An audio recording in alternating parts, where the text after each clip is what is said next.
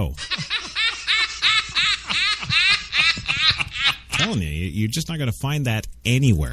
It's about fucking time. Move on. Jenny, why aren't you beeping him? Yeah. What's wrong with you? Oh, wait, you're blonde. Never mind. I guess in fairness, I can kind of see HTLA executives and their point about, not hiring the beautiful, sexy people anymore. We hire the big-headed special needs kids. Because, they do their job and they do it, well, not well, but vigorously. Yes. Jenny's just kind of, I don't know, browsing on her phone or some damn thing and not beeping Louie. So, yeah. All right, go a half an hour. Do I get 50,000? Sir, you've already been going almost 2 hours now for nothing. So, we won't. Wow. Yes. Jenny's, I think she just left. Okay, well, if any listener out there knows how to run a PreSonus 2442 digital broadcast mixer, get the hell in here. She's, gone out of the booth. History. Yes. Okay. Was it something I said? I don't know. It could be the Muslims. That was a mistake on my part. No, you didn't bring the... Oh, well, yeah, I guess technically you kind of did bring the Muslims up, jerk. Yeah. Well, moving on today, of course, just before we get into the Fed's probe on the Tennessee shooter's reported trip to the Middle East, yes, the fatherland of terrorism... before we do that, let's go over these new images of Pluto. Yeah, look at that first one. Yes. Yeah. Ooh, and the ice fields on the second. Yes. Look at that. That's incredible. Same thing. Well, yeah, it's the same planet. Look at that, though, would you? Yeah. Oh, right. The listeners can't see.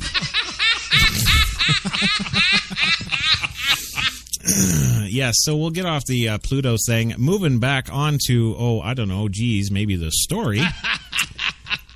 Yes, the feds are probing the Tennessee shooter's reported trip to the Middle East. That's right. Federal officials say there's no evidence so far connecting the suspect in Chattanooga with the killing of 4 Marines to any terrorist organization, but of course continue to investigate his background amid reports of provocative blog post entries and his alleged trips to Jordan and possibly then Yemen. Yes, lovely Tennessee resident Mahmoud Yusuf al-Abdaziz. Yes, 24 years old, was identified by the FBI as the man who opened fire Thursday on 2 military centers about 6 miles apart, killing 4 Marines at a U.S. Naval Reserve center and injuring 3 other people, including a police officer. He died following a shootout with police. U.S. Attorney Bill Killian said that the attack was being investigated as possible domestic terrorism. The FBI cautioned that it was premature to speculate on the motives of the shooter at this time. I don't know why. Well, I guess he doesn't want to be like Marilyn Mosby. Oh, it's these 6 white police officers that killed this poor unarmed black man. Oh, no, wait, he actually fell down and broke his own back. Yes, well, it appeared that the shooter acted alone, but investigators are still looking for any possible associates who may have helped inspire the incident or acquire a weapon. There's no immediate evidence that the shooter knew of any of the victims personally, the official said. The officials were not authorized, of course, to comment publicly, but we're sure glad they did because it's filling time. Well, Gunnery Sergeant Thomas Sullivan, 40 years old, who had completed 2 tours of duty in Iraq, and Skip Wells, 21, who was fresh out of boot camp, were among the 4 Marines killed during Thursday's rampage. Imagine that. You go and do 2 tours in Iraq, you end up dying here from one of the little bastards. Yes, they were among the 4 Marines killed during Thursday's rampage. Fellow Marines Sergeant Carson Holmquist, a Wisconsin native living in Jacksonville, North Carolina, and David Wyatt of Chattanooga were also killed in the attack. You see that, folks? American names. American names right there. Yes. Yeah. David Wyatt. Yes. Yes. Carson Holmquist. Yeah. Yeah. Not Muhyiddin al-Gabucha.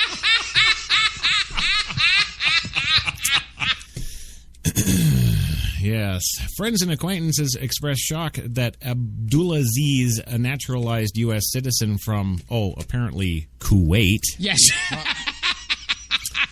They were surprised and shocked that he was linked to the killings. Yes, they were. A longtime employee who requested anonymity said Abdulaziz, a talented mixed martial arts fighter, was a shift supervisor at Superior Essex, where the employee said Abdulaziz worked for a whole 2 to 3 months.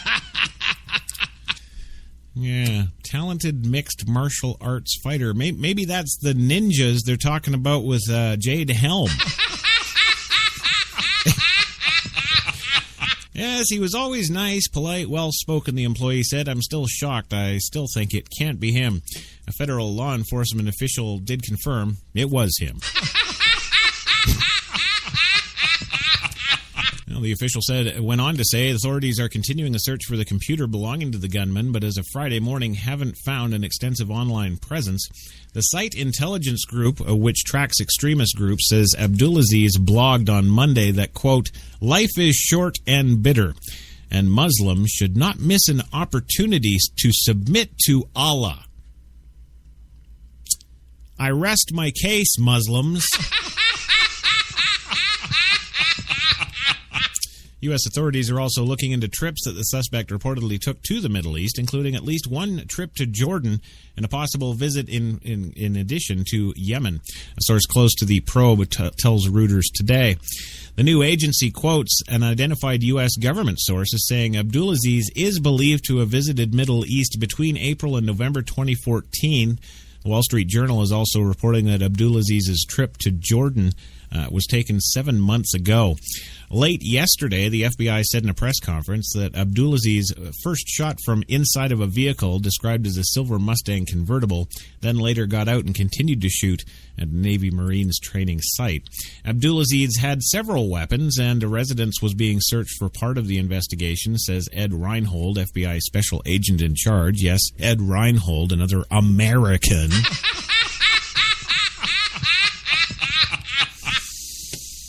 Two females in handcuffs were taken from the residence where Abdulaziz was believed to have lived in Hickson, Tennessee. The killings shocked residents of Chattanooga, a town of 173,000. We need to be calm because I sense fear and panic in our community, says Kevin Wallace. Yes, another American. Kevin Wallace, senior pastor of Redemption Point Church, which welcomed over 100 community members for a Thursday night vigil. President Obama called the attack heartbreaking. Yes, it's really heartbreaking, like we've never seen Muslims attack us before. Army Chief of Staff General Ray Odierno said Friday that thanks for the cutbacks, jerks. As he also said, recruiters at recruiting stations have been trained to react to possible attacks, but concedes there is some vulnerability there, obviously, he remarks.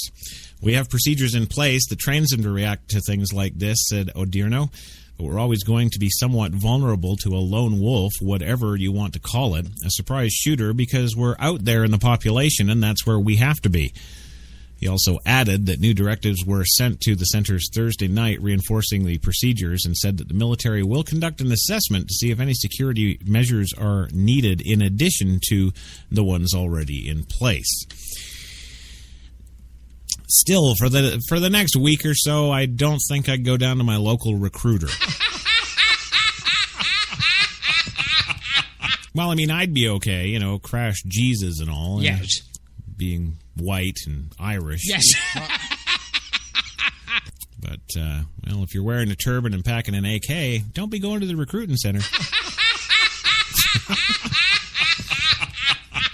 Well, and good news in Africa today. Yes. There's never good news in Africa. We actually have some good news in Africa. Yes, after extensive rebuilding, an upscale Kenyan mall that was the site of a 2013 terrorist attack will finally reopen tomorrow. 4 gunmen, yes, Muslim gunmen.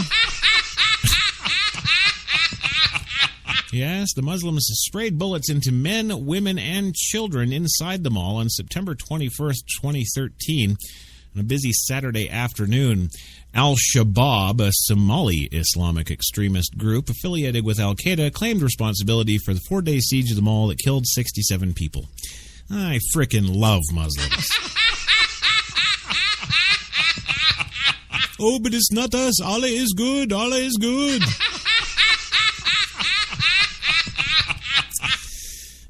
The conflict.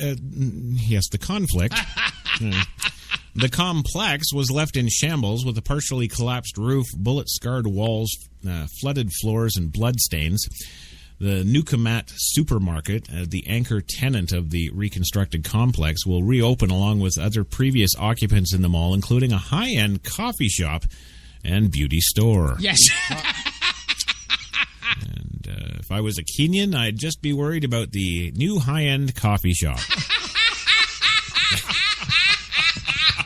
And yes, well, you know, it's true. I mean, I probably would have been one of the ones killed at the coffee shop. Yes. Well, Terry Mungai, owner of the Ashley Beauty Center, said her business rented space 5 times larger than its previous store. Mungai is a patriotic Kenyan. She told Kenya's Business Daily, quote, "We've made such a booking as a mark of our confidence in the Westgate shopping mall." Wow, look at the Africans trying to be Americans. Oh, come to the Westgate shopping mall. Yes. Nairobi Governor Evans Kadiro, yes, who toured the mall on Tuesday, said the country has rebounded from the violence. Well, no, doofus. The country is flooded with the violence, actually. The indomitable Kenyan spirit has prevailed. They didn't break our spirit, Kadiro said. Every business that had a shop in the mall is back by government gunpoint. Well, the masterminds, yes, those lovely Muslims. Yes, behind the attack, they of course died after the attack by a U.S. drone, the Department of Defense said in March. U.S. forces using a drone struck a vehicle being driven by Adan Garar al-Adabi, a member of the intelligence and security wing of Al-Shabaab, a group linked to Al-Qaeda. The statement said, Al-frickin' everything. Well, the attack was a success and resulted in the death of Garar, according to the statement. Members of the Al-Shabaab shot up the mall with AK-47 rifles and grenades because Kenya's attempts to help the government of Somalia defeat the militant organization, the group has said. Along with those who died, more than 200 people were hurt in the incident at the luxury shopping center. The Pentagon said Garar was in charge of coordinating external operations for Al-Shabaab, a job that included targeting Americans as well as Western interests. Yes, the Al-Shabaab, it's not just for the barbecue anymore. And in our next story today, there's a... Yes. Well, don't look at me. This is not me. Everybody's going to say this is me. Yes. But I'm telling you now, before I tell you what it is, that I had absolutely no part in our next story.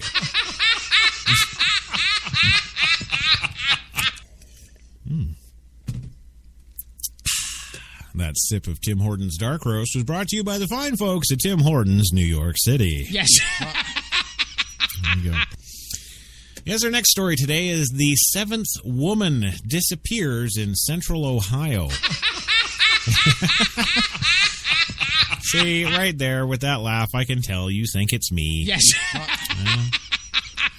Yes, in Chillicothe, Ohio, police in the city of 22,000 are looking for a woman missing almost a week now, a seventh mysterious disappearance in the last year.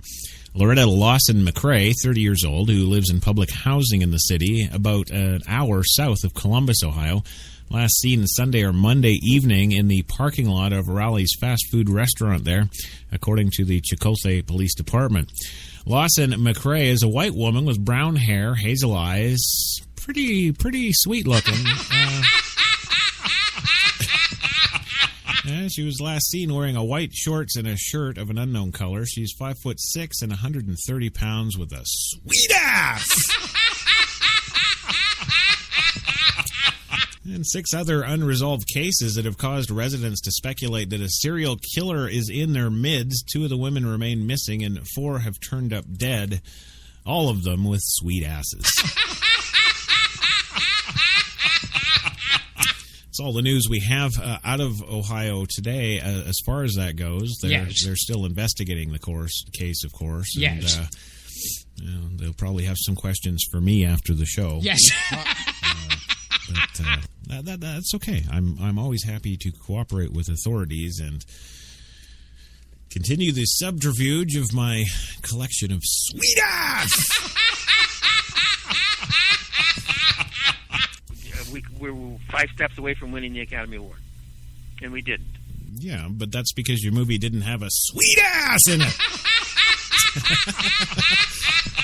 I don't know what's so hard to figure out, Louis. Yes. All you got to do, look at Megan. Yeah, not Morgan Freeman.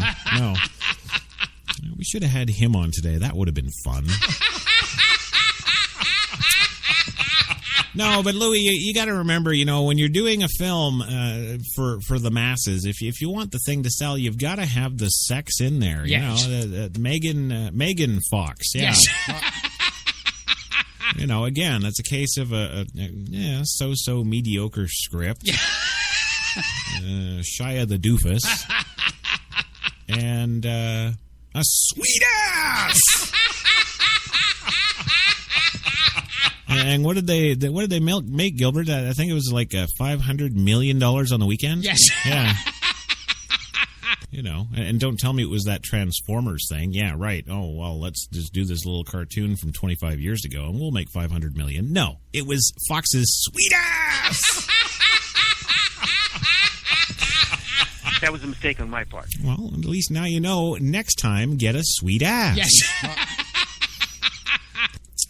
Moving along today, almost finishing up here. We're almost done. Look at that.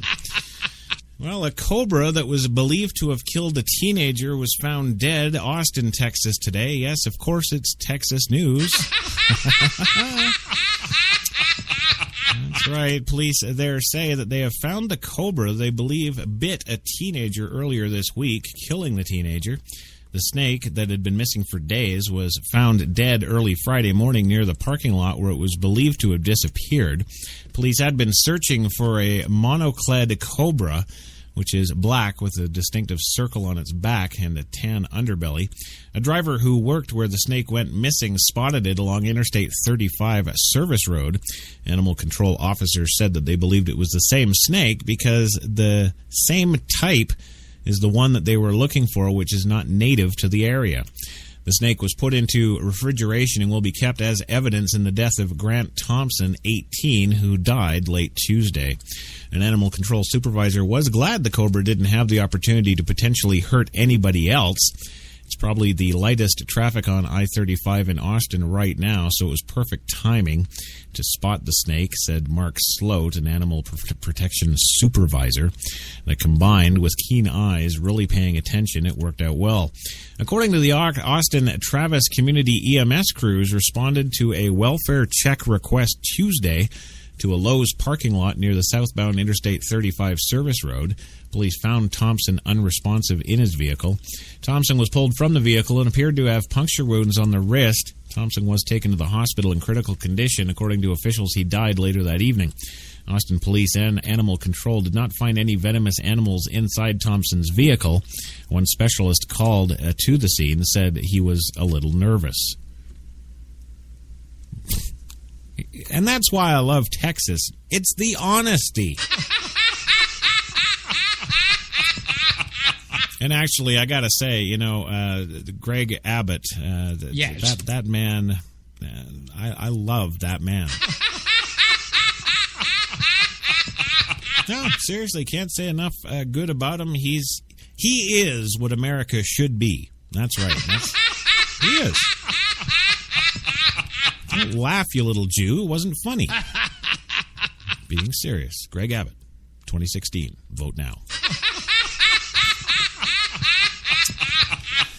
Yes, it's a little scary. I don't have a lot of experience with that. The fact that we didn't know what kind of species the cobra was. We had very little information, says Giovanni Garcia. We got into the car and got everything out of it, searched as well as we could, looked into the engine and under it and the wheel wells. Police did find one non-venomous snake in a crate near the vehicle.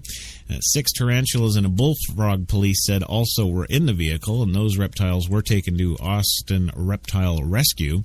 When officials checked Thompson's home in Temple, Texas, they found the cobra was missing. Spokesman for Lowe's said that they were confident the cobra was not in the store and it has nothing to do with Lowe's.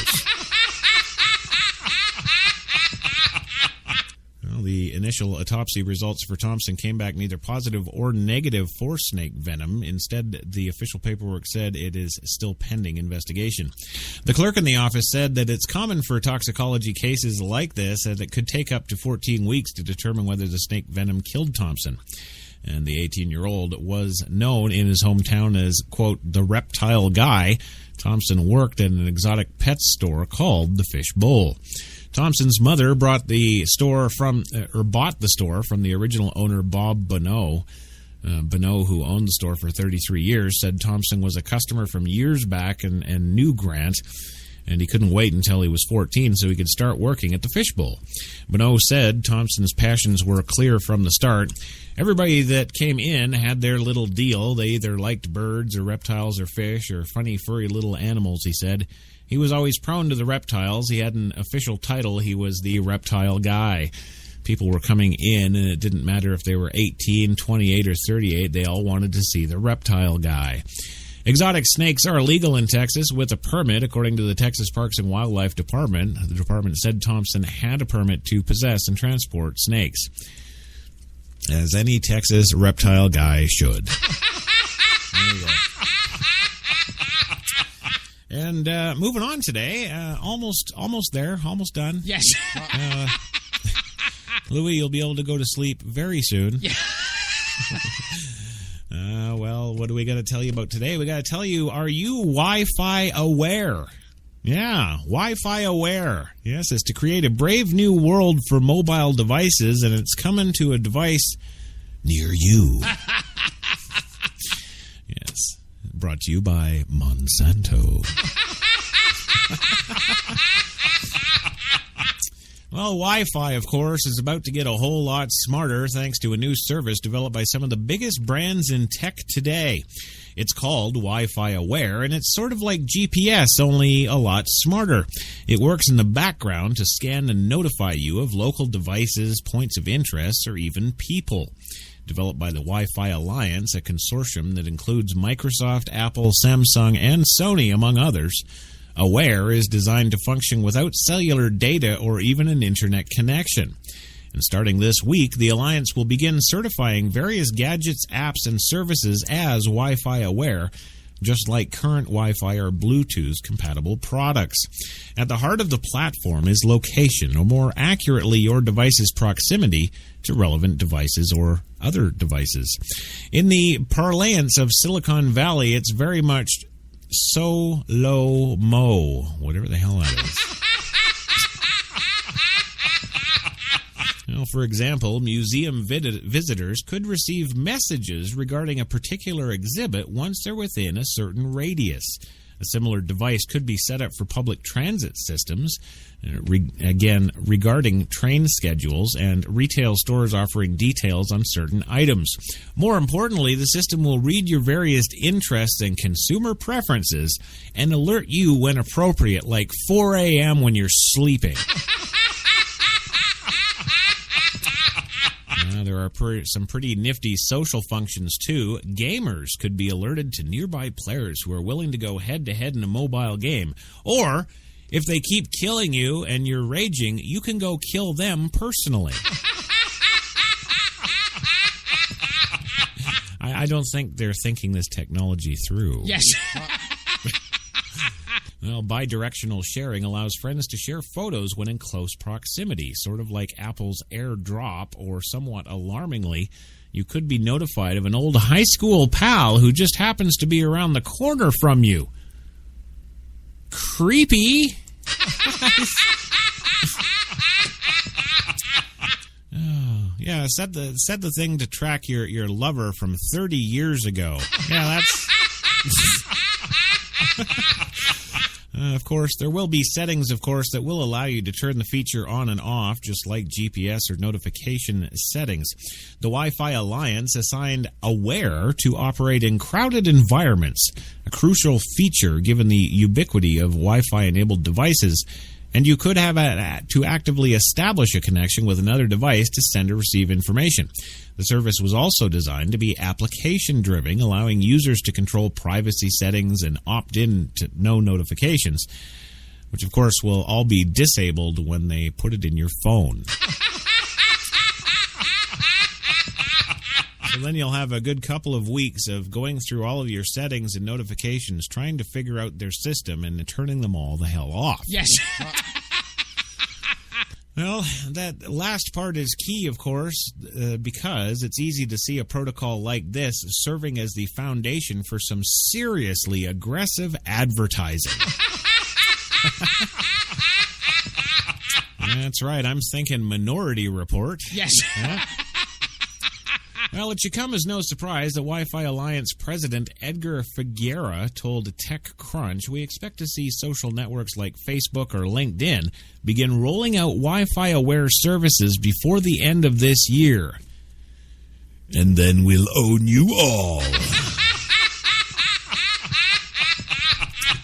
Well, and finally today, yes, finally, yes, we are at the end of the 2-hour steam train. Louis, are you there? Yeah, we lost him. Yeah. It's past his nap time this afternoon. Yes. So. But it's good to see the psycho little crazy man. Yes, it's good to see you, Gilbert, are still with us. Yes. Yeah. Well, finally today, what happened this week? Are you ready to take a quiz? Well, I know Louie's not. Well, the United States and other world powers reached a historic agreement with Iran Tuesday that calls for limits on Tehran's nuclear program. Obama is pumped. Iran is pumped. Who called it a mistake of historic proportions? And no, you can't use me, because I did. But... Was it Jeb Bush? Yes. No, it wasn't. Was it Hillary Clinton? Yes. No, it wasn't. Was it Mitt Romney? Yes. No, it wasn't. You suck. Yes. It was, of course, Benjamin Netanyahu. That's right. And that is absolutely correct, Crash. You move on to level 2. Okay, so I'm at level 2 now. Who won the 2015 Arthur Ashe Courage Award at the ESPYs on Wednesday night? Well, considering I don't know what the hell the ESPYs are, I'm going to blow this one. Oh, yeah, and now the web browser's screwed. I'm just boned. It was a nice idea. I thought I'd do this little quiz with the listeners. Yes. You know, it'd be fun. Yes. You know, so far... Everything that could go wrong goes wrong. Yeah. Well, it did, and I'm screwed. And They get f***ing crazy because all of a sudden nobody loves them. oh, he's awake. Welcome back, Louie. It's about fucking time. Move on. Move on. We just did the quiz. We're going here, Louie. We're fine. We've been doing the show. You fell asleep. That was a mistake on my part. Well, it's okay. It's okay. Yeah. I'll just deduct it from your check. You know how to spell my last name on the check, right? It's Louis Lawler. Yeah. No. It's not going to go there anyway. Well, I just had the HTLA dog hit the button for the music. That's right. Jenny McCartney is still not in the booth. Don't know where she is. Don't have a clue. But what are you going to do? I'll just have to put her over my knee and spank her. Yes, and don't worry. I will release those images. Yes. Yes, I will. Well, anyway, number one, first of all, thank you to the one, the only Louis Lawless. Thank you for being here today. It was great having you, sir. That was a mistake on my part. Okay, well, good. We'll see you Monday. Also, the one, the only Gilbert Gottfried. Thanks for being here again, my friend. Thank you for listening and support the show for the love of God. Oh, he's so emphatic about that. Thank you, Gilbert. That's great. Although it hasn't resulted in any money coming in. No. Also want to thank the listeners of HTLA, all the fine folks in, of course, the HTLA Live at Spreaker.com chat room. Bjorn Erickson had a great ride home, he says. You're very welcome, sir. Glad to do it for you. HTLA's First Lady, Devlon Crawford, of course. Sharon Hundley Chesley from Texas. It's all her fault. It is. And all the rest of you out there on iHeart, iTunes, something like that. Yeah. Podcast One, Universal Radio, iHeart Radio, Spreaker.com, all the different platforms. Thanks for listening to us today. We hope you enjoyed it. Remember, the show next week, 5 p.m. Eastern, is going to be the time from now on. So set your browsers or put on your Wi-Fi aware, and we'll just crawl into your underwear at 5 p.m. And so, yeah, have yourselves a great weekend. Once again, check out all the shows. HTLA Radio 1 in New York. You can get that at newyorksbesttalk.com. Check it out. You'll love them all or you'll hate them all. And well, people like to listen to what they hate, so... Tune in next week. We'll have all kinds of great stuff. 5 p.m. Eastern, Monday Mocha. We'll see you there. Have a great weekend.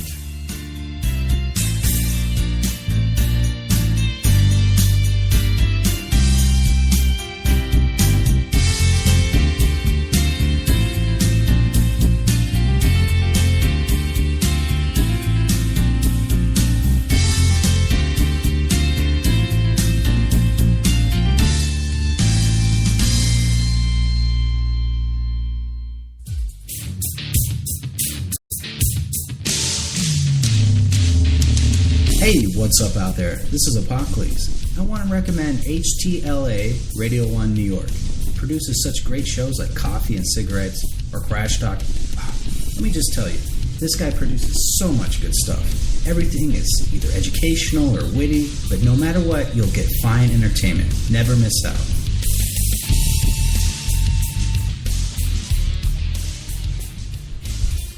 Oh, that's right. You got it tuned to this guy. Oh, yeah. Well, hey, it's 5 p.m. Eastern. That's right. You know what that means. 5 p.m. in the big city of New York. It can only mean one thing. HTLA Radio 1, New York's best talk, of course, and our presentation of Coffee and Cigarettes. Your Monday Mocha. That's right. For this Monday, July 20th, 2015... where it is 90, yes, count it, 90 degrees in Central Park right now.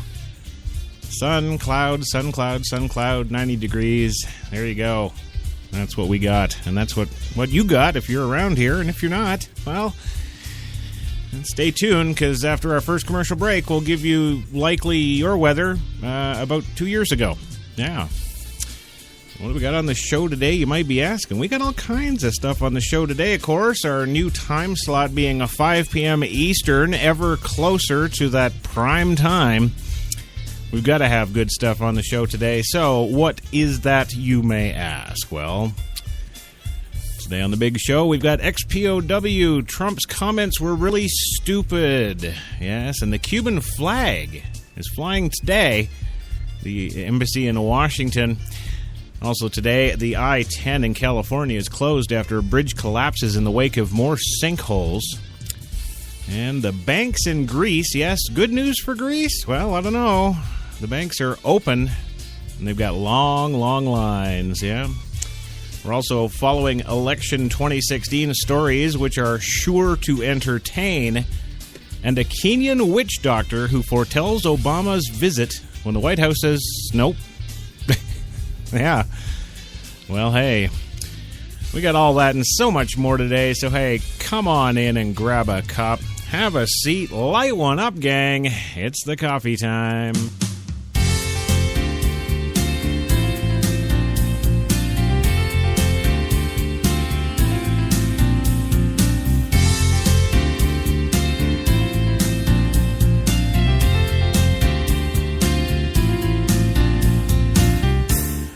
There you go. That's the theme song extraordinaire. You know it's coffee and cigarettes time, and that's right. Just a reminder, if you're not there yet, get on over to Spreaker.com and punch in HTLA Radio 1 and come on down into the show's live chat. There's always a ton of folks in there having a good time, and you can too. It's fun, it's easy, it's free. Check it out, Spreaker.com. This show, of course, is brought to you by the fine folks at Tim Hortons, New York City, now with those 8 fine locations in the city to serve all of your coffee and baked goods needs. Tim Hortons is most certainly always fresh, and I'm, thanks to Jenny, enjoying my fine, freshly brewed cup of dark roast. Yeah. Also, we do have to mention that Jenny is indeed in the booth today. Yes, she didn't run away. There was something that happened in the office there. She had to leave the booth for a few minutes, but all was good, and she's okay, so she's in the booth today, pushing those buttons on that PreSonus 2442 digital broadcast mixer. And if you're into audio of any kind, digital or analog, you probably want to go over to PreSonus.com, check out what they got, because what they got's about number one in the industry these days. Yeah, PreSonus, baby. Check them out. I bought one of the mixers just to look at the pretty lights. Yeah, just sit in a dark room with my mixer and make the lights work. Yeah, that's what I do. So the Apocalypse, yes, HTLA's promotional director there, talking about that guy, yes. It's all just me. We don't actually have a staff and a crew here at HTLA. It's just me in a basement somewhere in Iowa. That's what it is. But, we're glad you tuned in and listened nonetheless. And now, I think, it's time. Yeah, it's time. It's time to introduce our lovely guest/co-host that join us on the show here every day, every single bloody day. Yeah.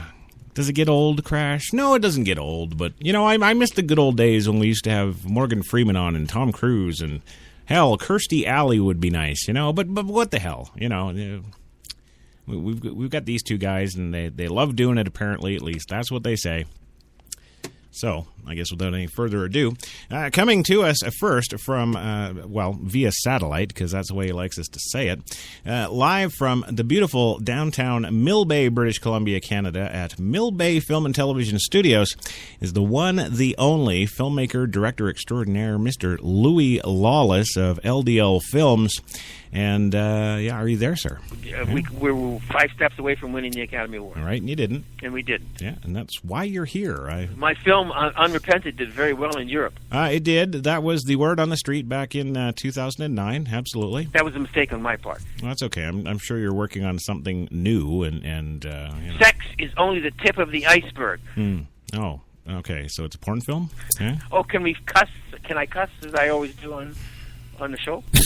I wouldn't chance it today because I'm not sure she's going to hit it. It's about fucking time. Move on. Yeah. Move on. See, I didn't think she was going to hit it, and that evil little chuckle. Yes, the evil little chuckle in the background there. Can only be one man. That's correct. The one, the only Gilbert Gottfried, coming to us from about 8 blocks down the street here from HTLA Studio 2 in downtown Manhattan. And Well, Gilbert, do you have an intro today? And this is, I that up. Oh, see, I figured this time. Yes. I figured this time. I said to myself, coming to the studio today, I'm like, no, he's going to have this together. It's going to be perfect, and for once in his entire miserable life, he's going to surprise the hell out of us all, and and just do it right, and you didn't. Okay, how did I fuck up? Well, how? I don't know how. You know, how were you born? Who? I don't know who conceived you, but that's You being Catholic, you realize that you can have birth control. You realize that? well, and if only Gilbert's parents knew, you know, they could. They get crazy because all of a sudden nobody loves them. No, I know. Yeah. I know. Well, that's fine. But welcome to the show, gentlemen. Yes. Great to have you, as always. And there was some other business, Gilbert, you said you had. Yes. For, I don't know. So you were saying to me something yesterday. I'm forgetting to do this all the time, Yes. and you want to go ahead and give that to the folks because I never do it. I never. Yes. Right. Okay. Well, go ahead. What am I forgetting? Don't forget to follow us on our Facebook page, Oh. on Twitter, and on Instagram. Oh, yeah, that stuff. That stuff. Oh, we've got an Amber Alert. Yes. We ladies and gentlemen, HTLA's First Lady Devlon Crawford is indeed in the Spreaker.com live chat room. And the first word out of her mouth is driving. Oh, it's like we don't want to say nothing wrong or she's off the road. Yes. Yeah, she'll be, oh, man. And how would you feel, Gilbert? She goes off the road and dies. And, I'm sorry. Say, What is my name? Yeah, HTLA would be offering condolences to more than Brock Favors' family. Yes. Well, we'll try and keep it low-key today, Dev. So, Yes. of course, you know how successful that'll be. Oh, we're screwed. Everything that could go wrong goes wrong. Yeah. Oh, That was a mistake on my part. Yeah, we'll just blame Louie. Yeah, what the hell. Well, it's good to see you, Deb, and also, of course, the Texas First Lady Sharon Chesley. Yeah. She's not driving, and not only is she's not driving, she's offering advice in the live chat room there, of course. Yes. Don't text and drive. Really? I didn't know that. Well, let's get on with the stories. Yes. Actually, before we get on with the stories there, I got to give out another shout-out here. Yes. To Phil DeYoung, yes, of Grand Rapids, Michigan. Yes. It's not his first time listening to the show today. It's his second, and he actually came back. So Hayes and howdies to Phil DeYoung there in Grand Rapids, Michigan, and of course on his Facebook, Yes. he's got this big banner. Of course, you know the Facebook banners. No, you would. Yes. Yeah, you wouldn't know, Gilbert. You don't even have a frickin' account.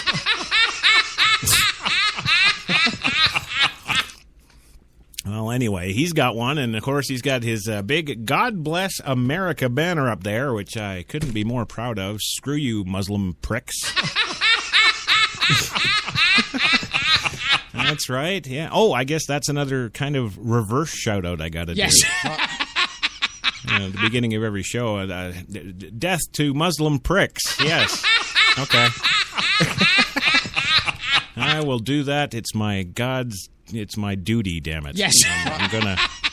I'm gonna do it. I lived in Greenwich Village for a while when I first started out as an actor. Yeah, Louis, we don't care. Did you live near Muslims? Huh? No. Right, so shut up. That was a mistake on my part. Damn straight. Yeah. Yeah. Well, God bless America, Phil DeYoung, absolutely. And I, being a fellow migrant, not from the sands of Syria. Actually, I'm undercover. Can you? Do I have a good enough accent covered up? Yes. Yes. Well, we'll move on from that. Don't want the INS to be knocking at the door. And Phil, actually, on his Facebook, he's got a very, very impressive photo, his profile photo. Yes. Don't say yes. You don't know what it is. But the profile photo, of course, is of him and some extremely fit, tight, incredible-looking woman with a sweet ass. So, Phil, if that's not your significant other or better half yet, make it that way now. Yes, that's one you want to grow old with. Yes. Yeah, right there. Right there. You know, I'm the most talented guy in this room. Yeah. Where are you today? In Dara's study? Well, moving along. No, I don't, because I asked him. I said, "Well, fly out here and I'll film you." Yeah, put him on hold. Yeah. Moving along. Shout-outs there. Phil DeYoung, there you go. He says it would be weird that's his sister. Oh, crash, epic, burn. Yes. That's what I just screwed up. Yeah. It's about fucking time. Move on. Move on. Yeah, Louis, she's not beeping you today. just I don't know, find something else to say. He needs love, Chris. Come on. All right. Well, good to see you, Phil. Sorry about your sister and. Got a sweet ass anyway. Yeah. Anyway, moving along, we got to get to the stories. That's what the hell we're here for, not just sweet ass. That's right. And what is first up on the items up for bid today? Well, it'd be the ex-POWs. Yes, they're all pissed. Actually, no, they're not all pissed. It's just John McCain. Yes, he says Trump's comments were really stupid. Yeah, and when was the last time John McCain looked smart? Well, Donald Trump's refusal to apologize for comments made about John McCain's heroism during the Vietnam War has left members of the veteran community shaking their heads.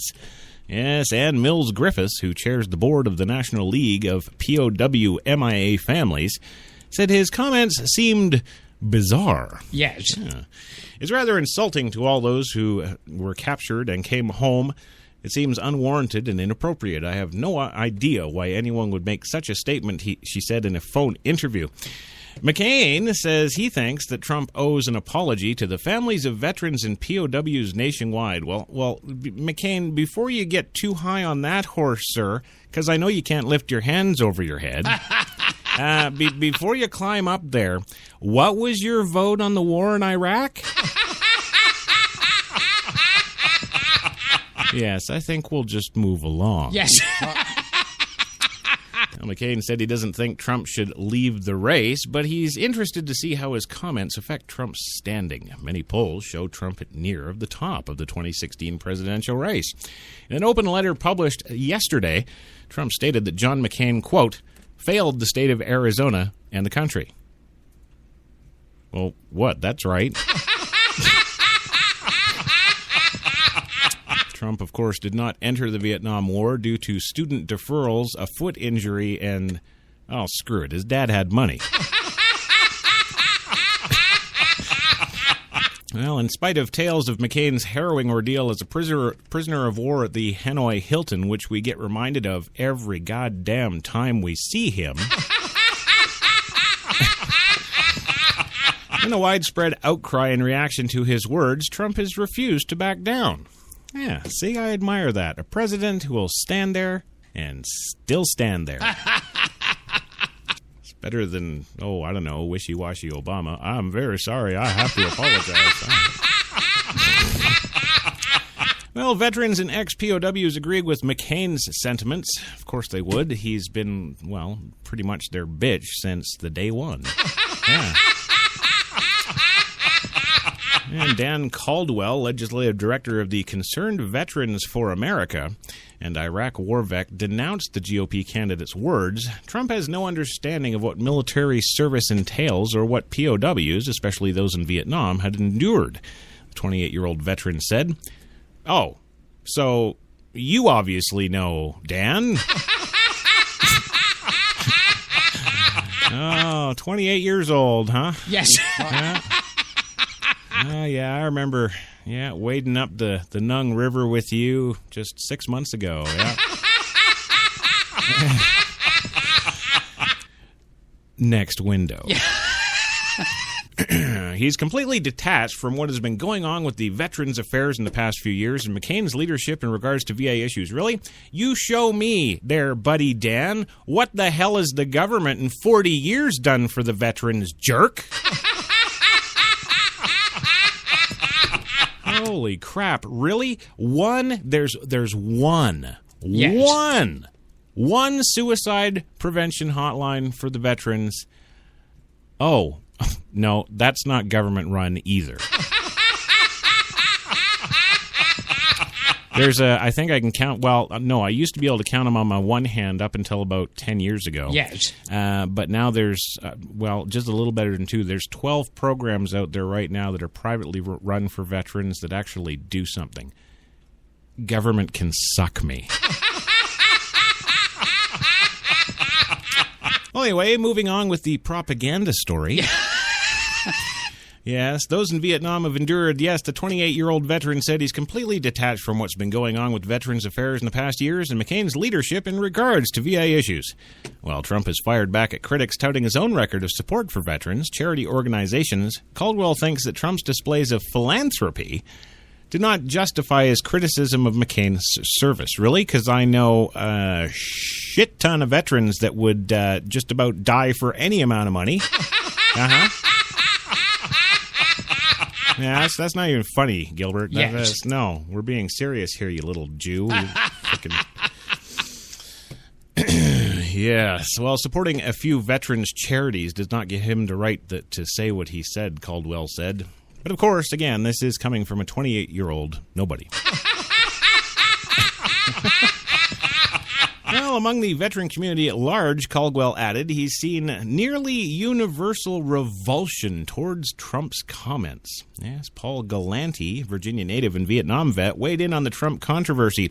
Quote, "I think Trump's comments were really stupid," Galante said. "McCain is one of the toughest nice guys I know, and Trump didn't think about that. I've always liked Trump, but my attitude's changed a lot." Galante has campaigned for McCain on several occasions, including the senator's 2008 bid for the presidency. Oh, yeah, when he had the wing job for his vice president. Oh, yeah. Oh, yes, of course he did.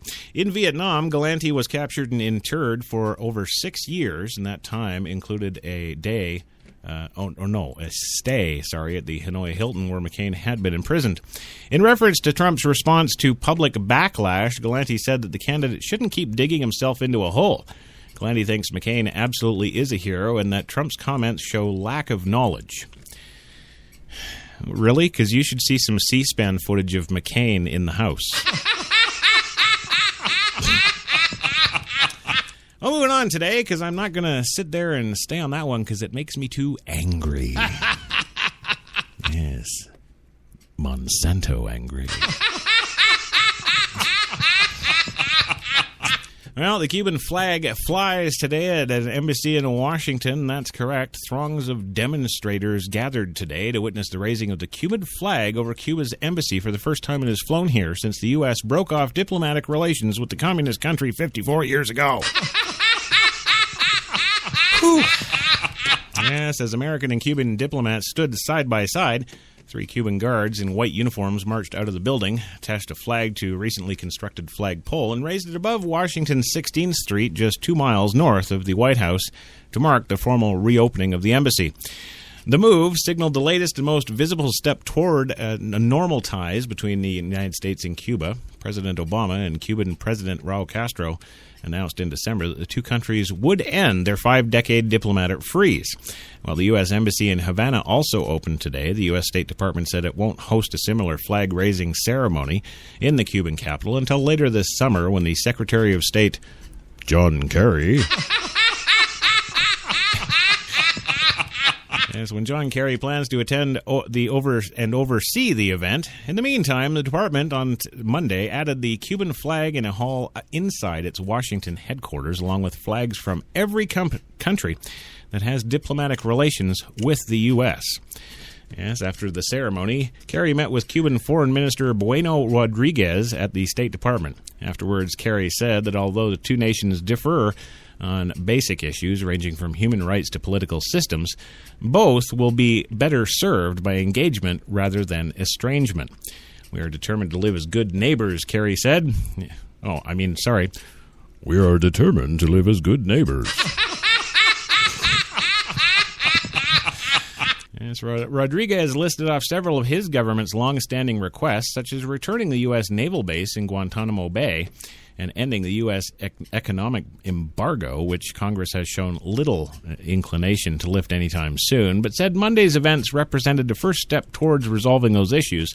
Mark my words, you're going to see about 1 or 2 weeks, maybe 3 weeks go by. Yes. Everybody's going to be like, oh, look, the Pluto satellite found alien life in space, and then magically all of those sanctions will be gone. We can both cooperate and coexist in a civilized way, he said. Both men alternated between speaking in English and Spanish. Oh, there's something I want to see. John Kerry speaking in Spanish. Monday's events at the Cuban embassy drew pro- and anti-Cuban protests. Chants of Viva Cuba and Viva Fidel competed against those of Free Cuba and Cuba Forever Socialist. It's those goddamn LGBTers again. One man was arrested after throwing a red paint bomb into a crowd. I am here to see a day of infamy, shouted Frank Calzone, executive director of the Center for a Free Cuba, a Washington group that opposes any opening with Cuba. Another protester, Amiel Rios, said that the new relationship will only hurt the Cuban people. The U.S. does not force human rights changes on the island, which stands to receive financial windfall from the increased American trade and travel. I came here to raise awareness about the systematic human rights violations in Cuba, said Rios, 31, who left Cuba for the U.S. in 1999 as a political refugee and is now a human rights worker. If people are not free to carry out a strike, then how could they defend themselves against human rights violations? Former Florida Governor Jeb Bush, as a leading Republican presidential candidate, tweeted that engaging politically with Cuba will only serve to further legitimize the repressive regime. Senator Bob Menendez, a Democrat in New Jersey, said that diplomatic relations with the U.S. are a privilege and must be earned. Yes, Miss Varney. Senator Patrick Leahy, Democrat from Vermont, countered that if the U.S. only worked with countries that it agrees with completely, we would have to close half of our current embassies. That is now why you have embassies, said Leahy, who attended Monday's flag raising. Is to protect the interests of the United States and the American citizens and to defend our ideals around the world. Outside the Cuban embassy, college counselor Evelyn Gonzalez said the U.S. should have never broken relationship with Cuba in the first place. The United States should respect other countries' sovereignty, says Gonzalez, a Salvadoran American with people in government of Cuba who want to normalize relations, and they will benefit because they have been strangled. I thought they just shot them in the head there. Well, James Williams, president of Engage Cuba, a nonprofit group that supports normalized relations, said Congress should now move to remove the economic embargo against Cuba. It's time to allow Americans to be our best ambassadors by opening doors to travel, he said, and it is time to allow American businesses to compete in a market of 11 million people just 90 miles off of our coast. Yeah. What he's really saying there is, it's time to let me buy Cuban cigars. No, serious. That's what it is. Yes. That's absolutely it right there. Power tends to corrupt. Absolute power corrupts absolutely. And Cubans corrupt even more. I'm telling you, it's all about those bloody cigars. Yes. I'm serious. Well, as a gang, we're going to go for our first commercial break, but don't you worry. When we come back, we got more, including the nastiness going on in California. Yes. Damn. Interstate 10, of course, in California has been closed after a bridge collapses in the wake of more sinkholes. Yeah. Yeah, it's not sinkholes. It's giant spice worms from Dune. Oh, yeah. So hang around, gang. We'll be back into... You've got it locked to HTLA Radio 1, New York.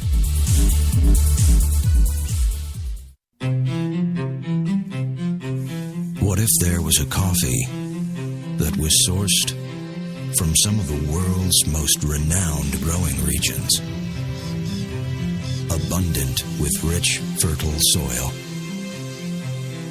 What if this coffee was picked at the perfect moment, then packed meticulously and shipped carefully to be roasted under the watchful eye of coffee masters? What if it was expertly blended, ground, and sealed, ensuring maximum flavor and freshness, then brewed in small batches and always served fresh within 20 minutes, just the way you like it? Now, what if this coffee just happened to be the coffee you already know and love? Tim Hortons. Always fresh. Always great tasting coffee. Automatic freshness, softness, and static control has never been easier with the Bounce Dryer Bar. I just stick it to the inside of my dryer, and I never have to remember. Old Spice Body Spray makes you smell like power! It's so powerful it sells itself in other people's commercials. You smell like outdoor freshness. You smell like power. Yeah, I do.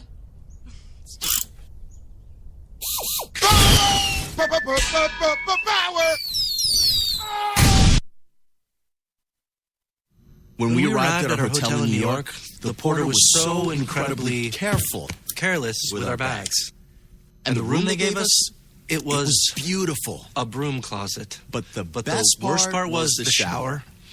My wife drying herself with the Egyptian cotton towels. Shower curtain defined that whole vacation for her. Don't just visit New York. Visit TripAdvisor New York. With millions of reviews, a visit to TripAdvisor makes any destination better.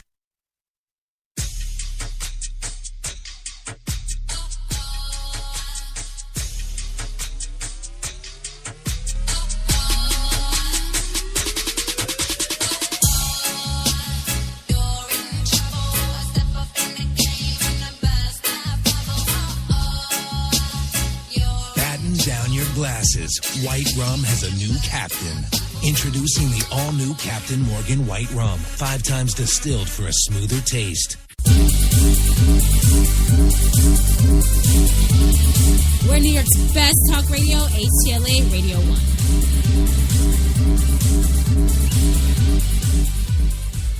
And on Instagram. Oh, yeah. Gilbert Podfree. No, you whack.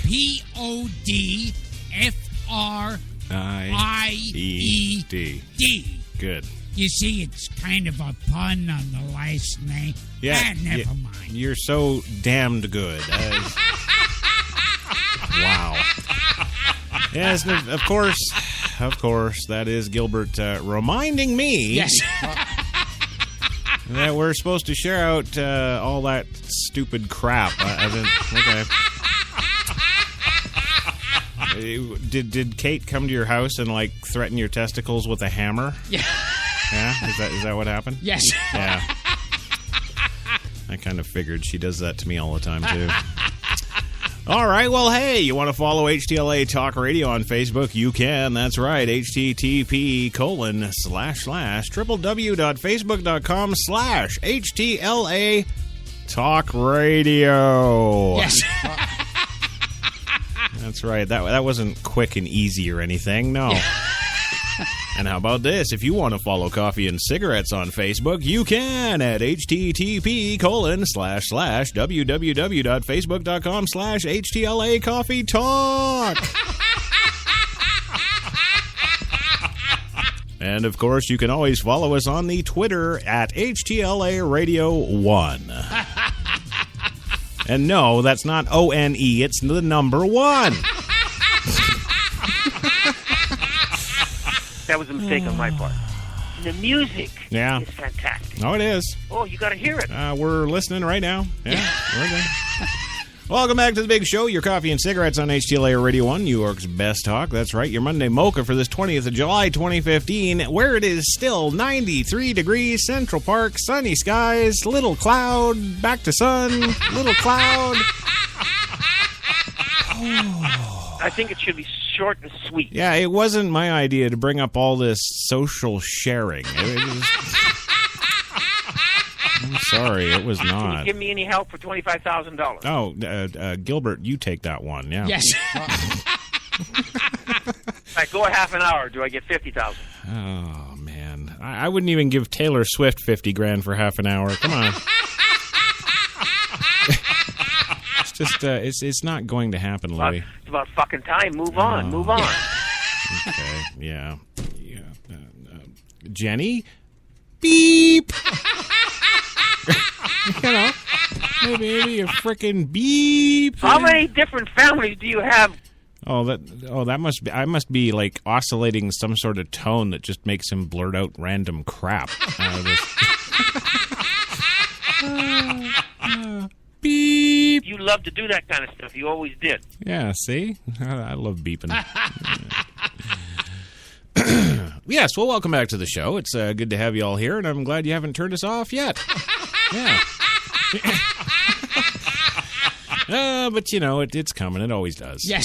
It always does. I just turn it off, and I'm left sitting here alone with you and you. But, of course, they're not going anywhere yet. No, they're not, because, of course, they're all here waiting to hear the big-headed drooling boy. That's right, because they know after that first commercial break, we go to Brock Favors in HTLA Chopper 1 to give us our traffic report. Yes.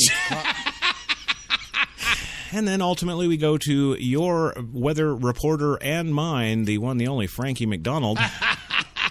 And, there was actually a girl in the HTLA Live Spreaker.com chat room there at the start of the show. Yes. And she was pretty fine. Yes.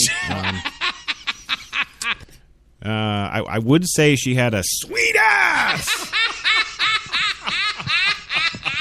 But I don't entirely know if that wasn't Phil's sister. I don't know. Anyway, she popped in at the start of the show, yes. and I talked to Phil first, yes. and then I guess I shouldn't have. I think she left right away because I said, we'll talk later. Yes. Maybe that comment actually scared her off, and she stopped listening then because I said no, not for sex. We actually really, really, really need a weather person. So. I'm screwed. She's gone. Yes. Yeah. She's gone. So, yeah. Okay. Well, in per NAACP rules, of course, we take you to HTLA's Token Black Man. Hey, come on. At least we didn't name him Token. Yes. Uh-huh. Unlike some other show. No, he's got a real identity. His name is Brock Favors, and he is in HTLA's Chopper 1 today, bringing you your traffic for this Monday, the 20th of July. Brock, take it away. Hello, everybody out there. This is Brock Favors with Traffic on the Ones. Chad Armstrong is out sick today, so I am filling in for my usual land reports, and I'm up here in the chopper, but I got to tell you guys, I am loving the view. Oh, my God! No, stop! Oh! All right. Well, we are over the 10. It is massively clogged down there like a pint of maple syrup on a cool November morning. And we do. Oh, goddamn, we're gonna die in this mother. Oh my God!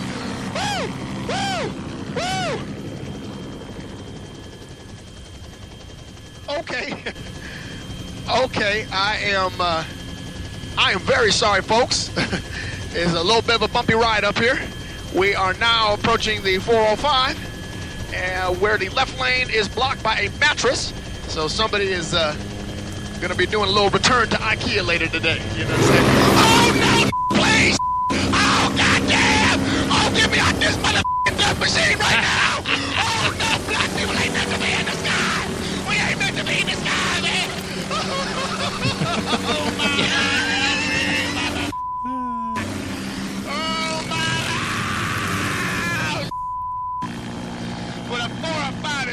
Up right now, ain't nobody going down this. I'm sorry.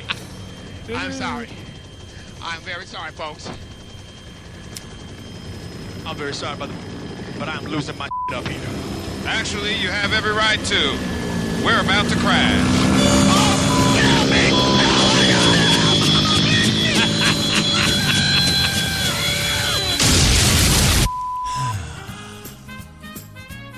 Yes. And, of course, HTLA would like to offer our condolences to the Favors family. Yes, and now it's time for... Beep. He called me, and he called me, and he kept calling me, and I wouldn't answer the phone. Yes, it's time to get Louie to say anything we possibly can before we have to bring on the weatherman. Yeah. Yeah. How about that music, Louie? The music is fantastic. Yeah. Oh, you got to hear it. Mm-hmm. Would you like to know if I use birth control or not? You know? being Catholic, you realize that you can't have birth control. You realize that? Yeah, see? I didn't know that. Ask me which woman I'm with now, why don't you? Which woman are you married to or living with now? Oh, God, I'll tell you anything just to keep from having to go to Frankie McDonald. Yeah. I'm going to be putting the moves on Phil DeYoung's sister. That's what I'm going to do. How many different families do you have? I've got enough to keep that child support account empty. That's what I got. Same thing. Oh, yeah? Well, it really is. Yeah, pretty much. All right, well, unfortunately, as I'm absolutely out of pretty much anything else... Gilbert, anything? We hugged in the elevator. Yeah. And I still have an erection. There you go. Yeah, that's good. That's good. Oh, come on. I nearly got kicked out of a theater. I can't remember what I saw about 2 weeks ago. That's good. Because I was booing and screaming. I love it. I love it. I love it. Oh, I got an idea. Yeah. Yes. Louis, tell us what you need the $25,000 for. Yeah. I need to try and raise $25,000 to enter in the Academy Awards. Right. And I think it's a fantastic risk because we have a tremendous chance. There's about 200 members that vote on it, and they all get. You have to give them a DVD now. Yeah. What? You got to like personally walk it there or something? You gotta. Yeah. I don't know. It's about fucking time. Move on. Why are you not beeping him? I swear, I'm going to... I guess I'm going to do nothing but put on the Idiot in the Weather Report. That's what I'm going to do. I've shot everything I got. I don't even have my copy of Kingdom. Yes, my number one world-renowned rap. Yes. I don't have that here to go. We could do the Apocalypse promo again, but who wants to hear that? Yeah. Gilbert, what's your Instagram account? And on Instagram. Yeah. Gilbert Podfried. Yeah. Podfried.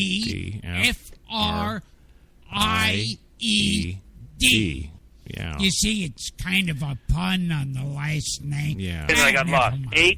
H-T-L-A. No, H-T-L-A. No, Louis, it's Podfried.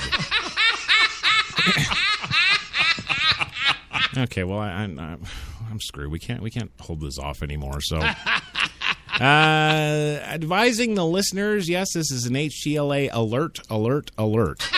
Yes.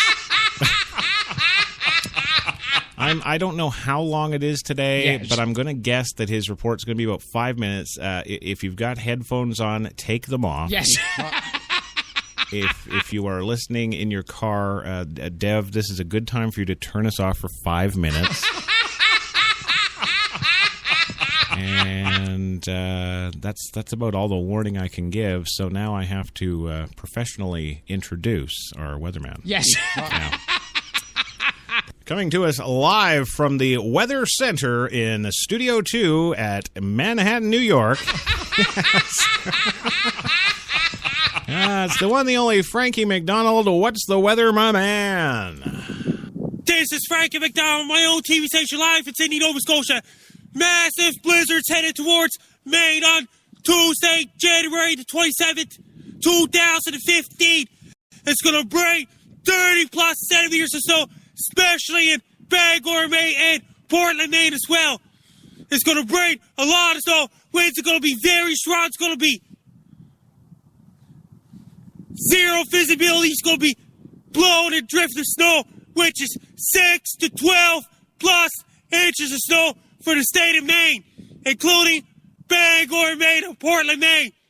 Since a low-pressure system is going to develop off the east coast of the United States, then a low-pressure system is going to intensify and move up the east coast of the United States.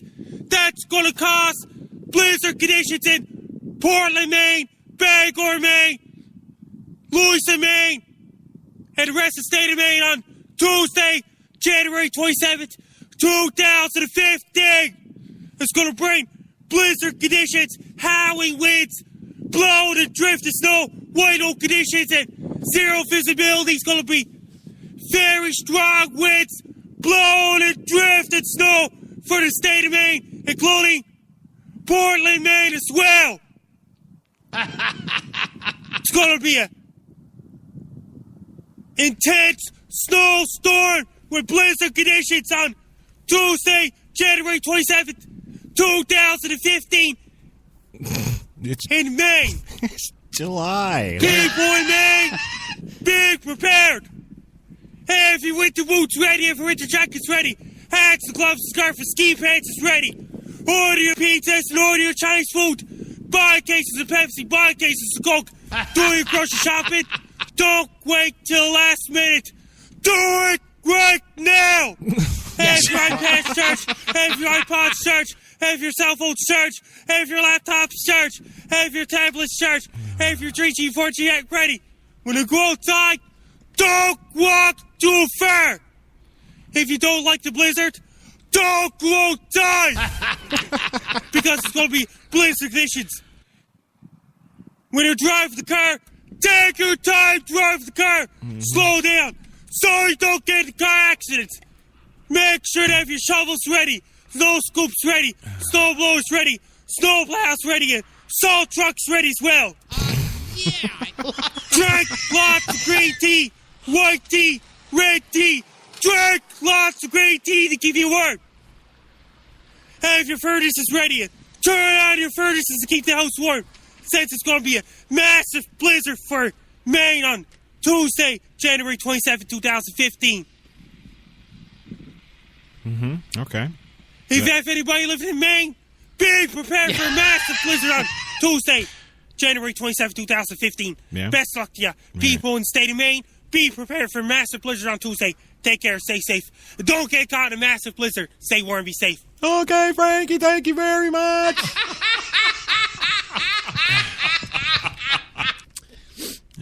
On behalf of HTLA Radio 1, I'd like to freaking apologize. Maybe if I did the apology as John Kerry. Yes. Yes. Oh, the United States is deeply saddened today. Well, I guess, thank God, it's... Yes. It's over. Yes. It's over. How many different families do you have? Thank you. Thank you. Thank you. You couldn't have mentioned that before, could you? No. We're 5 steps away from winning the Academy Award. Yeah, and you didn't. You sucked. Shut up. I'm showing you no quarter now, sir. You have crossed the line. Yes, you have. It's all over, and it's all over if you're in California too. Yes, the Dune Spice worms are coming for you. Yeah. That's right. They've already shut down the Interstate 10 in California after the bridge collapses from those sandworm cave-ins. Yes. Yes. Palm Springs, California. A bridge collapse in Southern California late Sunday afternoon forced the indefinite closure of Interstate 10, the main roadway between Southern California and Phoenix. Oh, damn bummer. Now, the collapse also injured one person and stranded hundreds of motorists. A truck was headed east on I-10 when the Tex-Wash Bridge crumpled around 4:45 p.m. Pacific time. Yeah, part-time. Yeah. I'm sorry. I'm while I'm doing the show, yes. I'm also typing out an ad for a new weather girl. I'm in here. It's in the New York Times tomorrow. It's desperately seeking weather girl. Yes. Yes. Not to be confused with that Madonna movie. Yeah, because that was Susan and something else. Yeah. Yes, so not part-time, of course, Pacific time. Yes. Yes. Well, bystanders used straps from their cars to tie the truck to a guardrail to prevent it from washing away in the running water. A passenger in the truck was able to get out, but the driver had to be rescued. Firefighters went into rapidly rising water to pull the driver out by 7 p.m., but were eaten by the dune sandworms. Well, when another firefighting crew finally got in to get him... Yes. Yes. The motorist got away with moderate injuries. As it collapsed, the Tex-Wash Bridge struck the bridge adjacent to it in the westbound side. The westbound section of the freeway near the tiny town of Desert Center was also closed. The interstate is the major freeway through Southern California, connecting it to Arizona. Interstate is closed completely and indefinitely, says Terry Kasinga, spokeswoman for the California Department of Transportation. The closure will force motorists seeking to use I-10 to travel between California and Arizona to go hundreds of miles out of their way to Interstate 8, where the worms have not destroyed yet. Well, the busy I-10 is the most direct route between L.A. and Phoenix. An average of more than 20,000 cars per day pass through the area that is shut down, according to federal highway statistics. Spice worm researcher Mit Jalunga says that... Yes. says that it is probably this reason that the spice worms are attracted to the area. He says 20,000 cars is pretty much a minimal diet for the worms on any given day. Well, the westbound roadway is intact but extremely undermined by flooding and could need just as extensive rebuilding, Kasinga said. It looks like a Michael Bay film around here. Yes, he says we've got these giant worms eating everyone. We've got bridges destroyed and roadways gone. They won't even be able to begin assessing the damage until Monday, Kasinga said, and that is only if they can get assessment crews in without being eaten by the spice worms. Well, the Tex-Wash Bridge, built on eastbound I-10 in 1967, was listed as functionally obsolete in the 2014 National Bridge Inventory. Essentially, the bridge is no longer adequate for its task. However, it's pretty high up there on the menu for the spice worms. That's going to be the next music group we see come out now. Yes. Yeah. Yeah, the spice worms. Yeah. They get crazy because all of a sudden nobody loves them. It's not about love, Louis. It's about transportation and food.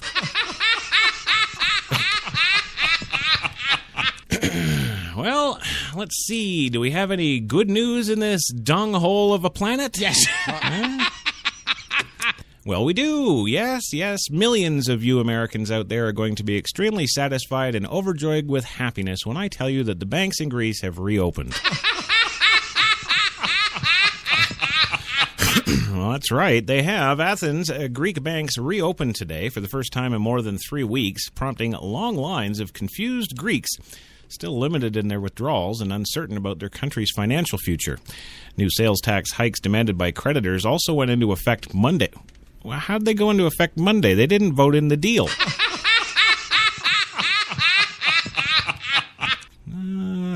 Something screwy here. Yes.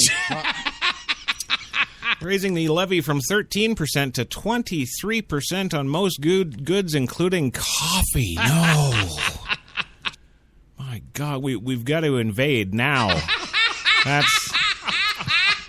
I'm sorry. That is using weapons of mass destruction right there. That's when they're putting a 23% tax on coffee. Yes. I'm sorry, President Bush. There finally is your proof of WMDs, and it's in Greece. Yes, and of course, it's not just coffee. No, sugar, public transportation, and taxis are also affected by the 23% tax. For now, bank customers are still limited to withdrawing about $65 a day, though they soon will be able to withdraw a week's worth of cash in one visit. The Athens Stock Exchange, which also closed 3 weeks ago, remains shut. Money transfers abroad are still blocked. Even as the banks opened, doubt began to surface about the $94 billion bailout plan that Greece reached last week with its European creditors. Wait a minute, we covered this last week. Yes. There was no deal. The hell is going on? No, seriously, there's no deal. Well, even as those banks opened, those doubts are really raging about that $94 billion. Yeah. A $7.7 billion bridge loan from the European Central Bank on Friday gave banks a needed influx of cash and allowed Greece to make 2 large debt payments on Monday, including one to the International Monetary Fund. The Greek parliament is to vote Wednesday on a second set of measures linked to the bailout, opening the door to negotiations on terms that could begin in 2 weeks. Those negotiations were thrown a curve last week, yes, thank you, after the IMF, a central player in Greece's first 2 bailouts, said it would not support a new plan unless Greece's debt is restructured or reduced because the country is so weak to repay. European creditors, led by Germany, have so far refused to consider shrinking how much Greece owes, more than $300 billion since 2010. This is a very tricky moment for Greece because the government is selling the public on the idea that the worst of the crisis has passed, but there are some very dangerous obstacles that remain, says Antonio Tussardi, an economist who monitors the Mediterranean region for Hildebrandt and Ferrar in Milan. The next 2 or 3 weeks are key, he says. Karalbos Gotsis, an economist with the University of Piraeus in Athens, said that the banking system is likely to continue limiting cash outflows for the foreseeable future. He said speculation that the government might seize assets from large bank accounts needs to be addressed to reassure the public. Public confidence in the banking system will take quite a bit of time, he said. Yeah, you think? Well, let the branch of the National Bank in Yes, some kind of neighborhood of Athens that's named after some dip. Yes. Agoki Pepe? No, I've got it now. It's Abelokipi. Yes. There we go. The Abelokipi neighborhood of Athens. Most of those were seniors who do not use ATMs or online banking, which still worked even when the banks were closed. Arguments or fighting were reported at some banks in other parts of the country, but the worst in Abelokipi. Yes. Was a brief argument when one person tried to skip ahead of line of about 50 people. When the bank employees arrived 15 minutes before opening, those waiting in line peppered them with questions before the workers could enter the building and unlock the doors behind them. I'm really confused about how the banks will be operating now, says Mary Vaganaki, 69, a former real estate agent now living off her pension. Here's She's still got a pension? I think it's worse in the U.S. here. Yes. How many of our people don't even have their pension? What was it, like 69 million? Oh, yeah, keep chuckling, buddy. Yeah, Mr. Net Worth $6 million. Yes. Yeah. Well, at the Pormaru branch of the Prius Bank in central Athens, one pensioner was unmoved by the bank's reopening, saying that the troubles of recent weeks have made him lose hope. I just don't care anymore. Yes, nothing has changed since Evipridis Papafopoulos, 83, who's a retired Army officer. It's still a hassle. I don't believe in anything anymore. It's unacceptable to drag 70 and 80-year-olds to the banks every day to tell them they can receive only a fraction of what is theirs that they worked their whole lives for. Geez, you know, that's funny. That's exactly how I feel, and I'm only 47. Did I get embittered too early? Yes. And I finally figured out how to edit. Well, why don't you go do it in Greece? All right, gang. Now the show is taking a turn for the scary and supernatural. Yeah? Oh, yes, it is. But not before we go for that second commercial break because I'm damned late. Yes. But when we come back, you're going to want to stick around for this one. I think it's better than Brock Favors dying in HTLA Chopper 1. That's right, because a Kenyan witch doctor foretells of the Obama visit. Yeah, but that's not the crazy thing, Gilbert. Yes. No.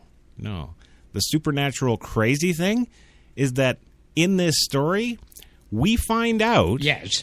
that President Obama's dad was Kenyan. Oh, yeah, and not only Kenyan, Muslim Kenyan. Yes. Oh, yeah, not only Muslim Kenyan, but a Muslim Kenyan terrorist. Oh, yeah. That's right, all that and so much more when we come back into... We're New York's best talk radio, HTLA Radio 1.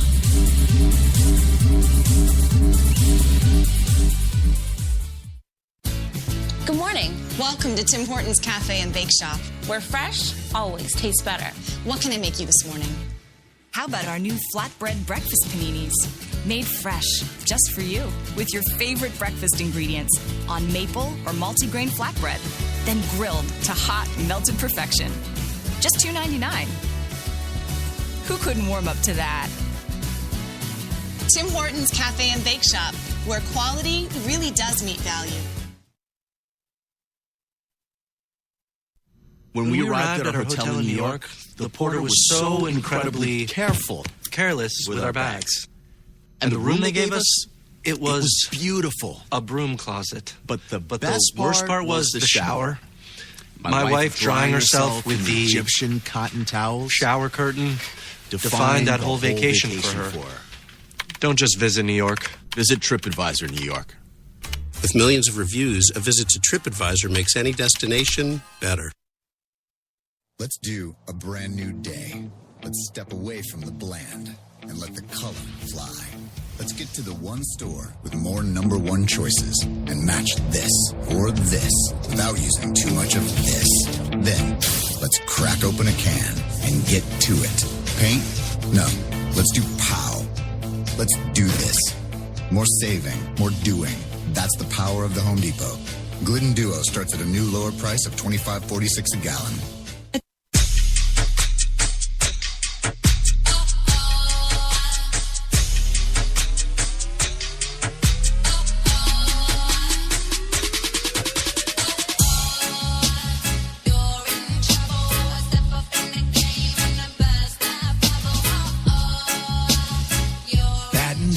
Glasses. White Rum has a new captain. Introducing the all-new Captain Morgan White Rum. 5 times distilled for a smoother taste.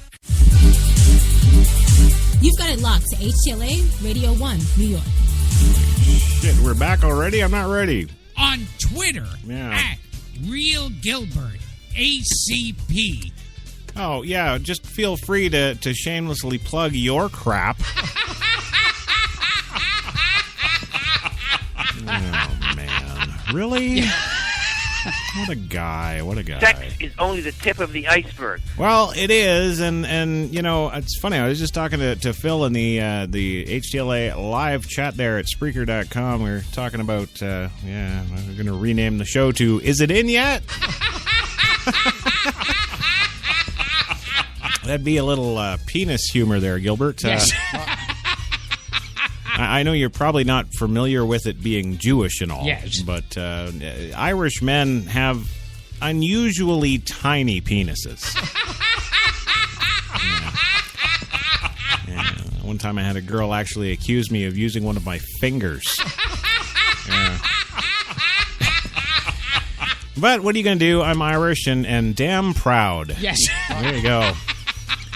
Welcome back to the big show today. Your coffee and cigarettes on HTLA Radio 1, New York's best talk. Yes, it's the Monday Mocha for this 20th of July, 2015. 94 degrees Central Park right now. And Jenny's in that booth and she's sweating and there's beads of sweat running down her and my little finger's hard. Yeah. Welcome back to Is It In Yet? Yeah. That was a mistake on my part. Yeah, you're Irish too. I know. Well, of course, as always, yes, you can follow us on the Twitter, because I'm supposed to say. Yes. Yeah. Follow us on the Twitter at HTLA Radio 1. Yes, that's the number, you ninnies. Yeah. The number 1. You know, long, thin, tiny, kind of like my penis, you know? That's right. HTLA Radio 1. Yeah, it's about fucking time. Move on. Oh, I know. You're all excited for the Kenya witch doctor story, yes. and where, of course, we find out that Obama's daddy is a terrorist.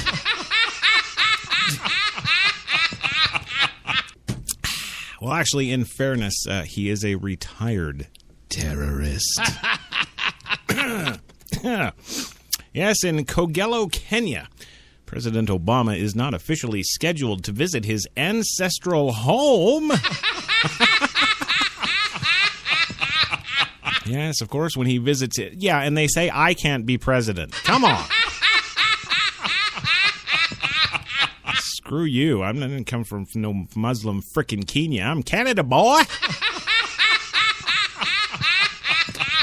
I can hear it now. Dun, dun, dun, dun, dun, yes. Dun, dun, dun, dun, dun, dun, Power dun. tends to corrupt. Absolute power corrupts absolutely. Well, it does, and you better pray, my friend, that I never get elected president, yes? That's all I'm going to say about that. Yes, the ancestral home of President Obama when he visits East Africa this week, but witch doctor John Demo... Yes, of course, he's saying he knows better after tossing some shells and animal bones on the ground. Yes, Demo is now convinced the American president will indeed come to his tiny village. Yeah, I've got a tiny village, too. Yeah. Yes, his tiny village, the home of Mama Sarah Obama, 95 years old, and his step-grandmother, and the burial place of Barack Obama Sr., his terrorist father. Well, the results indicate that Obama will come to Kogelo. Demo told a circle of residents this month as they cheered with excitement at the prospect of a presidential visit as they watched his fortune-telling ritual. It's a big secret, and he need not tell anybody that he will be visiting his ancestral home. Yes, the President of the United States is going to come and visit your little mud shanty. Yes. Well, okay, true. He may have once lived there. Yes. But I don't think he wants that getting out. Well, Demo said he has a good track record for predicting the future, of course. When Obama visited Cogello in 2006 as a senator before he announced his White House run, Demo predicted he would someday become president. Shit, look at that! Well, believe me, I said Obama will become the U.S. president, and it came to pass. Yes. He told the onlookers, "Now I can see he has planned to visit the village. He will come." Well, I'll tell you, the village's anticipation is matched by excitement throughout Kenya as it prepares for Obama's arrival on Friday to attend the Global Entrepreneurship Summit in the capital of Nairobi. Not your little shick-shack town. Oh, that's right. That's right. Crews are beautifying streets, repairing traffic lights, and replacing old signs in Nairobi. Business owners are spiffing up their storefronts and sidewalks. Do we actually tell them that the witch doctor says, "Oh no, wrong city"? Yes. Come to spiff up our mud huts. Yes. Well, in Cogello, about 200 miles northwest of the capital, villagers have erected an Obama statue made out of pig feces. Yes, and of course the statue is to mark the president's impending visit. That's right. Local officials have renovated his father's grave. Merchants are selling Obama T-shirts, jeans, and portraits. Oh, no. No, Gilbert, don't laugh, because we can already get the T-shirts, jeans, and portraits in New York here. Yes. Yeah. We can totally get those. It's coming. Oh, that's right, ladies and gentlemen. Obama fever. Catch it. Yes. That's right. Well, President Obama should find his home clean, says Janet Etienne, a woman planting flowers at the Cogello Village Resort Hotel in case the president drops by. Yeah. We've been cleaning the village since the news of his visit was announced. And we've been cleaning quite well, as you can see, using our straw brooms against that dirt. Well, Obama is not particularly close with his father's side of the family, what being terrorists and all. Apparently, the president's mother and his father divorced after just 3 years of marriage to make the demon creation.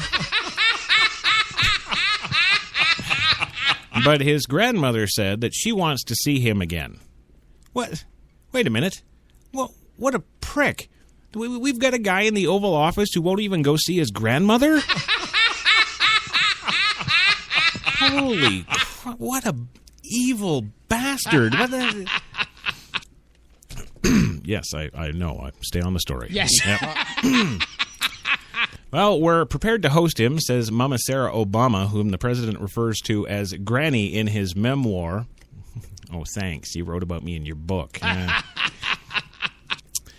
It's a big win to all Kenyans, she says. Yes, Mama Sarah Obama, who has become the national celebrity in Kenya, of course, since her grandson assumed office, said Obama promised he would visit her when she spoke with the president while on tour of the U.S. 2 years ago. I still haven't seen the little pecker. Well, Obama declined to visit Kenya on an African trip in 2013, citing charges against Kenyan President Uhuru Kenyatta of the International Criminal Court related to violence during a 2008 election. Oh yeah, use that old excuse. The charges, of course, have since been dropped, and Obama is now slated to meet Kenyatta. Governor Cornel Rasanga, who oversees the region that includes Kaligo, said his office is ready to receive Obama if he visits the village, adding that he would ask the president to help secure funding for our projects in the region. Yes, shit he has absolutely no control of. Yes, of course. Of course, he will do that for you. Yes. Absolutely. Yes, optimistic generals. I love it. Yeah.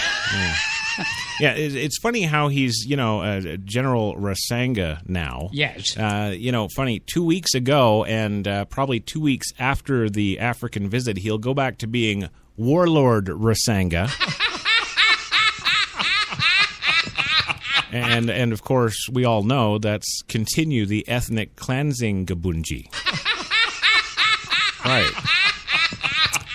Well, Obama's celebrity status has long drawn funding and tourists to Caligo. After he became president, the village got electricity, paved roads, and other improvements. 4 institutions have sprung up there, too. The Mama Sarah Obama Foundation cares for widows and orphans who have lost spouses and parents to General Rasanga's regime. Also, the Obama Foundation funds the president's half-brother developing sources of clean drinking water.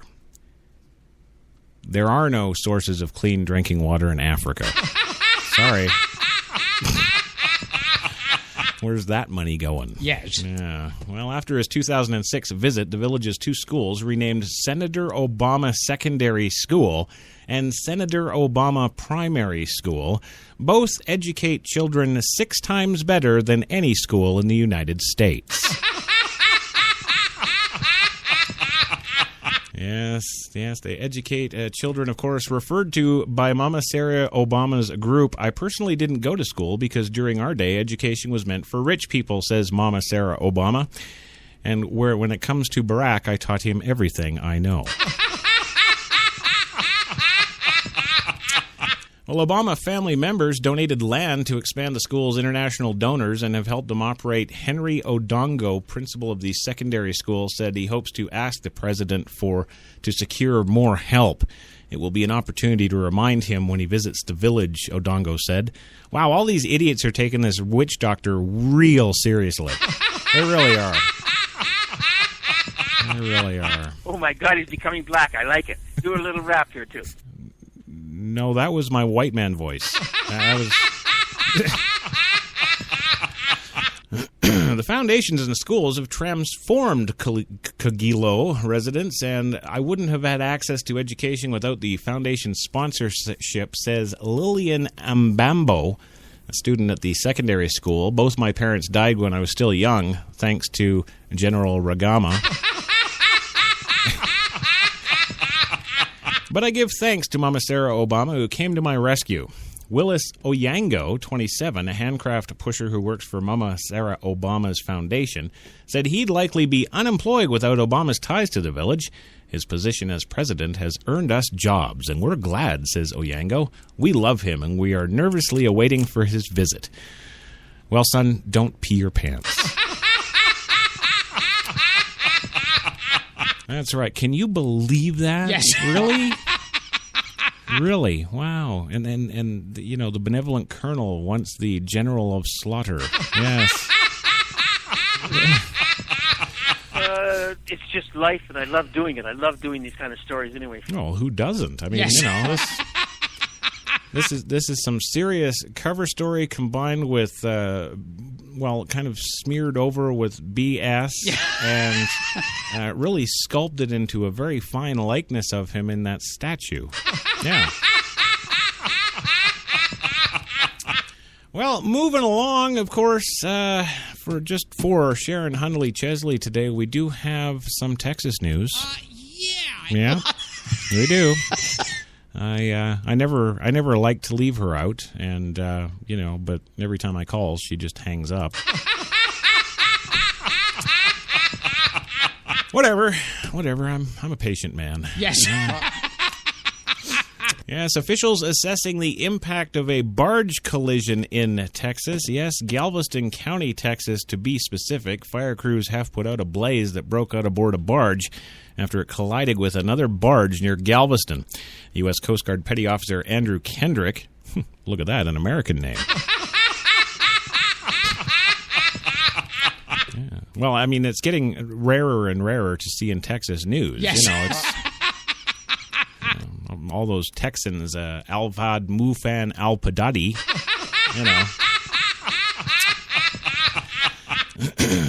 Yes, well, Andrew Kendrick has said that 2 tugboats were pushing a total of 4 barges early Monday morning near Bolivar Peninsula when one of the boats lost power. The barge it was pushing then collided with another barge near the entrance to the Houston Ship Channel. A fire erupted on the barge carrying about 1 million gallons of the petroleum product naphtha. Nice. You couldn't just crash a couple that are, hauling cotton. Yes. No.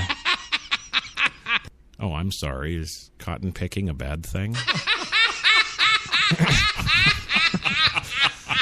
That was a mistake on my part. No, it was all me. All me.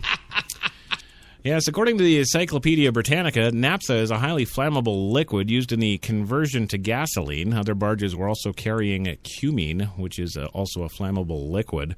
Crews extinguished the flames about 4 hours later, and there were no injuries reported. It remains unclear how much of the chemical products leaked into the waterway, but you can damn bet it was just about all of it. Well, the glow of the fire could be seen as firefighters worked to handle the blaze. The Galveston Boulevard Ferry service was not disrupted, but the segment of the Gulf Intercoastal Waterway is expected to be closed throughout the day. The Coast Guard said it first needs to assess damage to the barges, then it can figure out how much cargo was lost. Remaining cargo will then be transferred to other barges so they can smash those up too. A total of 3 of the 4 barges involved were all damaged, according to the Coast Guard. Yes. Yeah, there it is. So Sharon, did you see the glow from the fires in the sky? Did you? Well, moving along today. We have busy news days. Yes. We have not so busy news days. Yes. And then we have days like this. Where it's busy, yes, but it's insane kind of stuff. Yes. Our next story takes us to tell you about an army of tiny little turtles. No, not tiny little Irish turtles. No, and it's not little tiny turtles in any man's pants. Yes. No, it's an army of tiny turtles that have kids flocking to this man's backyard. That's right. My turtles bring all the kids to my backyard. Yes, Apple Valley, Minnesota. The half-dozen children decorating his driveway and sidewalk with chalk are the first giveaway. The retiree who lives in a house on Gantry Lane is clearly not the type to yell, "Get off my lawn!" But the draw for the children is not in the front yard of Ken Wilson's home. No, look at that, another American name, Ken Wilson! Ken Wilson, ladies and gentlemen. Ken Wilson. No Al Hababidadi. No Mujahid Sirajul.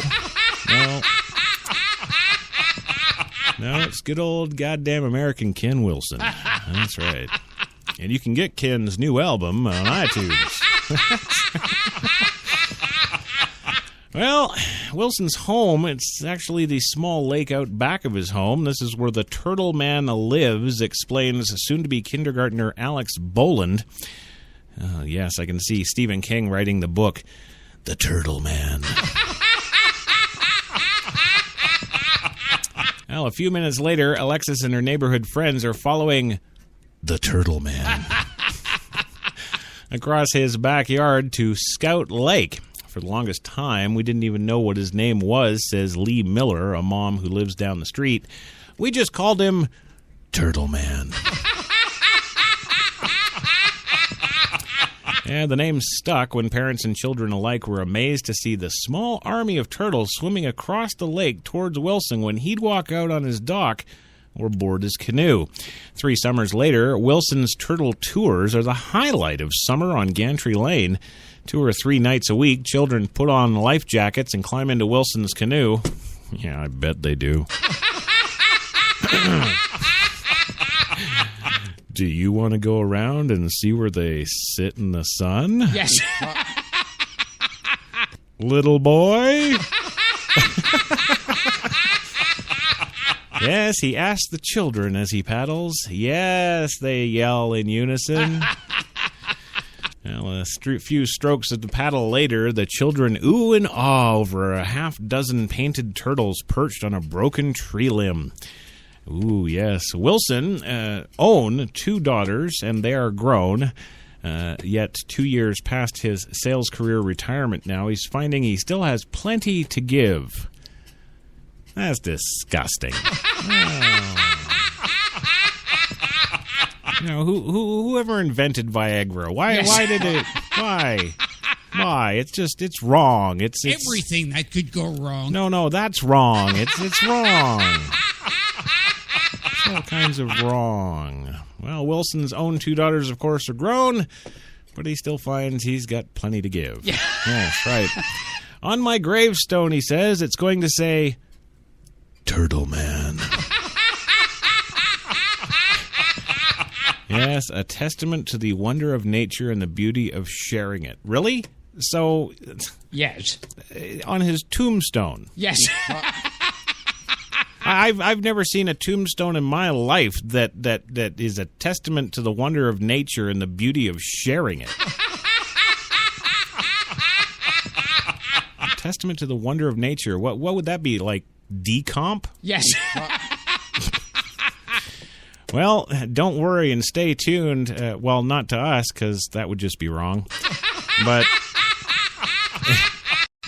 you rest assured, you stay tuned. You're going to see it coming. I'm not even kidding. To a theater near you. Yes, that's right. Yes, Michael Keaton as Turtle Man. Yes. Well, you know, I couldn't stave it off forever. Yes. Well, maybe I can. Hang on a sec. What do we got over here? Yeah. Oh, this is good. Okay. Yeah, I don't have to do that crap yet. Yes. Okay. I actually have more Obama news, and I didn't even know it. Yeah, that's right. Post-Hamilton, yes, Obama still backs the $10 bill changes. Yes, you heard me right. He wants to put a woman on the $10 bill. Mm-hmm. And, you know, that's just paving the way for before he's out of office. He's going to shove through a $100 LGBT, homosexual, transgender, gay bill. You're going to hand the $100 bill out, and the vendor will be like, what the hell is this? Yes, President Obama enjoyed the Broadway when he was here in New York, the prick. Yes, he enjoyed the Broadway musical based on the life of Alexander Hamilton, but still supports the process that would eventually change Hamilton's position on the face of the $10 bill. A yet-to-be-determined woman would replace Hamilton at the center of the bill, though the White House spokesman Josh Earnest stressed that the nation's first Treasury Secretary would continue to be represented in some form. Oprah's going on this one. And yes, in the Spreaker.com live chat room right now, they're all voting. It looks like it's going to be Caitlyn Jenner for the $100 bill. There we go. You heard it here first, folks. Yes. Right here. Right here. Yes, the yet-to-be-determined woman, of course, would replace good old, what's his name there at the center of the bill. That's right. There's a policy process that's underway at the Treasury Department that would make a change to the $10 bill, but would not, contrary to some rumors, would not remove Alexander Hamilton from the bill. Ernest says even with the change, his face still would be there. He'd just be behind her humping. Well, some historians and other Hamilton files have protested any change to the $10 bill, of course, noting that he created the nation's financial system, and that have instead proposed that Andrew Jackson's portrait on the 20 be replaced with that of a woman. If you're going to do anything to the $10 bill, just put a noose around his neck. Well, Hamilton is apparently enjoying a historical renaissance thanks partly to the well-reviewed musical bearing his name, an event that Obama and his 2 daughters, of course, took in during the family jaunt in New York City on Saturday, which I'm still trying to forget. The president genuinely enjoyed the performance on Saturday afternoon, Ernest said, and he believed that the show lived up to the hype. Well, thanks for your critique, buttwad. That's right. Did you catch that? It was buttwad. Yes. Yeah. It's like a wad of butt. It's what you call, a black person when you don't want to use the N-word. Yeah. All right, well, I guess I got to do it. Don't want to do it, but I got to do it. Yes. I got to do it. I got to get into more political news. Yes, election 2016's heating up. Power tends to corrupt. Absolute power corrupts absolutely. That's the official word from political correspondent Louis Lawless at the White House. Thank you. Yes, well, here's 6 things you apparently need to know about John Kasich. Yes. Yeah? That's what they're saying. Look, I don't make the stuff, I'm just reporting it. Well, John Kasich on Tuesday will become the 16th major Republican candidate for president. Christ, if there's 16 of them, who cares? Why are we doing news on 16? Wow, the 16th. Wow, he's the 32nd person to enter the race. Yes. Is it going to? We're going to do a tally. He's going to be, I'm going to be announcing my 3,236th place for the. Come on. Wait till we get to 2 months out. Yes. Yeah. When there's only 2-3 left. Yes. Yeah. Just, then we'll want to know about him. We don't want to know all this shit now.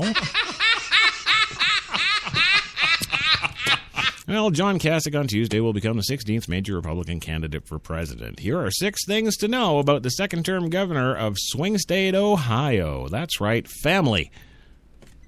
He wasn't hatched? Oh, no, I guess if he was, he'd be Hatchick.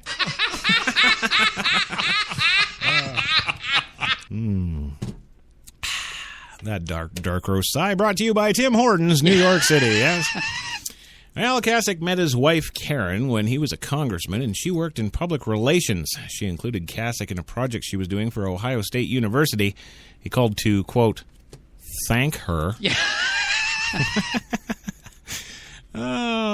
That's what I'll tell my wife about the HTLA harem. Oh, I'm just thanking them, dear. Called to thank her, and the rest is history. The governor, 63, is 12 years older than his wife. Lucky dog. Damn. Yes, the two have twin daughters, Emma and Reese, who are 15 years old. I wonder if he calls them Reese's Pieces. Kasich had previous marriage that ended in his 20s, and he's still goddamn paying for it. Well, as far as religion goes, the Ohio governor speaks often of the importance of faith in his life, controversially using it as a justification for expanding Medicaid under Obama's health care law. Kasich grew up Catholic but drifted away, renewing his faith after his parents were killed by a drunk driver in 1987. The governor, now a Protestant, spelled out his take on faith in his 2010 book, Every Other Monday, named for a Bible study group he started with some friends. Also, first presidential run. Yes, Kasich ran for president once before in 1999. Then 9-term congressman, he had helped lead the charge in the 1990s that led to a balanced federal budget. Then why have we never heard of him before?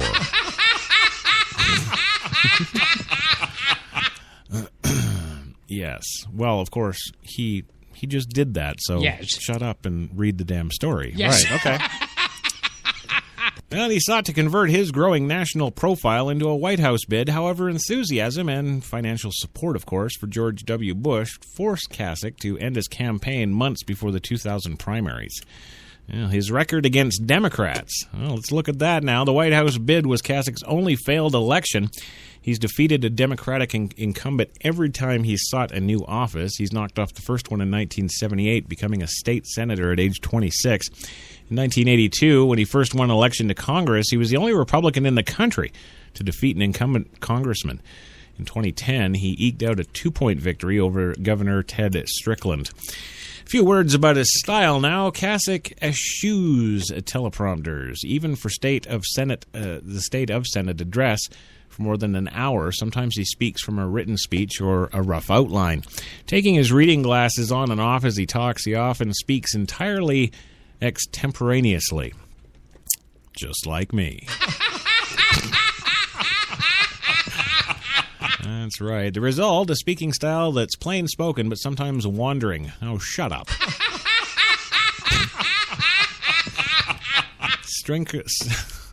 Sprinkled with jokes that border on corny. What the hell is this, Jenny? Is this like a review of our show?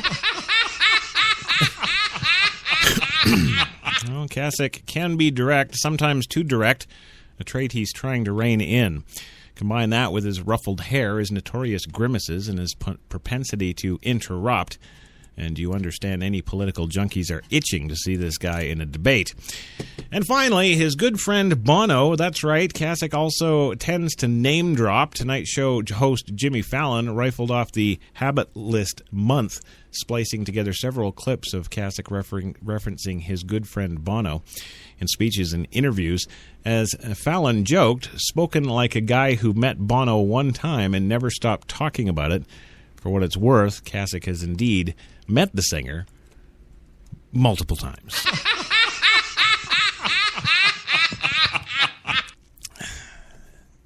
I believe him. Yes. I believe him. And finally today, and they spoke about this in the Spreaker.com chat room only moments ago. Yes. Yes. No-name Scott Walker that I keep getting confused with Paul Walker. Well, he's, Damn, that's good coffee. Yes. Well, he's leading Trump in a new Iowa poll. Yeah, it's probably not true, but it's a poll that shows that before Donald Trump told Iowans that Senator. Yeah, before I said Senator. Yes. That was a mistake on my part. Yeah, you take the blame, doofy. That's right. Well, the poll that shows before Donald Trump told Iowans that Arizona Senator John McCain isn't a war hero, the New Yorker was second in place with likely GOP caucus goers here. The Monmouth University poll taken July 16th to 19th put Wisconsin Governor Scott Walker strongly in the lead with a support of 22%. 22%? Really? Well, Trump apparently fared the next best, trailing Walker by 9 points, according to the news release Monday. Well, oh, damn. Jeez, I guess that's... What? Nobody's talking about the hell of a jump both these guys made because, what was it, 3 weeks ago? Yes. Scott Walker had like 8% and wasn't even in the running. And if I remember, when Trump announced and started, they stuck him in at 12. Yes. So, wow, if they're doing that, Trump's pretty much stayed the same, and Scott Walker is just catapulted to the top for absolutely no reason. There you go. Well, on Saturday, the third day of the Monmouth poll, Trump told a mass gathering of religious conservatives that just because McCain was a prisoner of war in Vietnam, it doesn't make him a war hero. Oh, that's the comment everybody's freaking about? Yes. Because, you know, that's true, right? You're not a hero just because, you know, you get a little bunch of almond-faced pan beepers. You know, shoving bamboo up your fingernails and doing all kinds of neat stuff to your pee-pee. No. That's not a hero. A hero is the guy that goes into camp to rescue your ass, knowing that what could be awaiting him. That's... Yeah.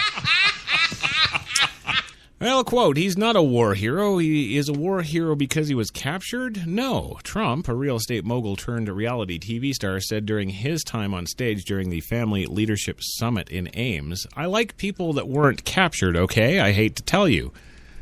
I always go on a winner. Well, of course, those comments triggered the firestorm, including criticism from some Iowa Republicans. Trump later sent out news releases defending himself as a staunch backer of veterans, but continued to rake McCain for failing to prevent illegal immigration and the tremendous amounts of crime it has caused, and for failing to improve the horrible treatment that our veterans are receiving. Wow. Fact? Yes. Fact? Yes. And more fact. Yes.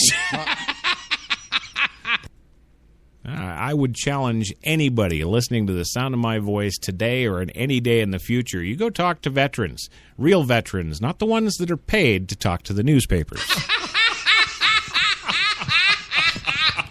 Every single one of them is going to tell you they got nothing. Yes. Well, it's true. No, dick, nothing, nada. The Irish penis. They got... Irish penis.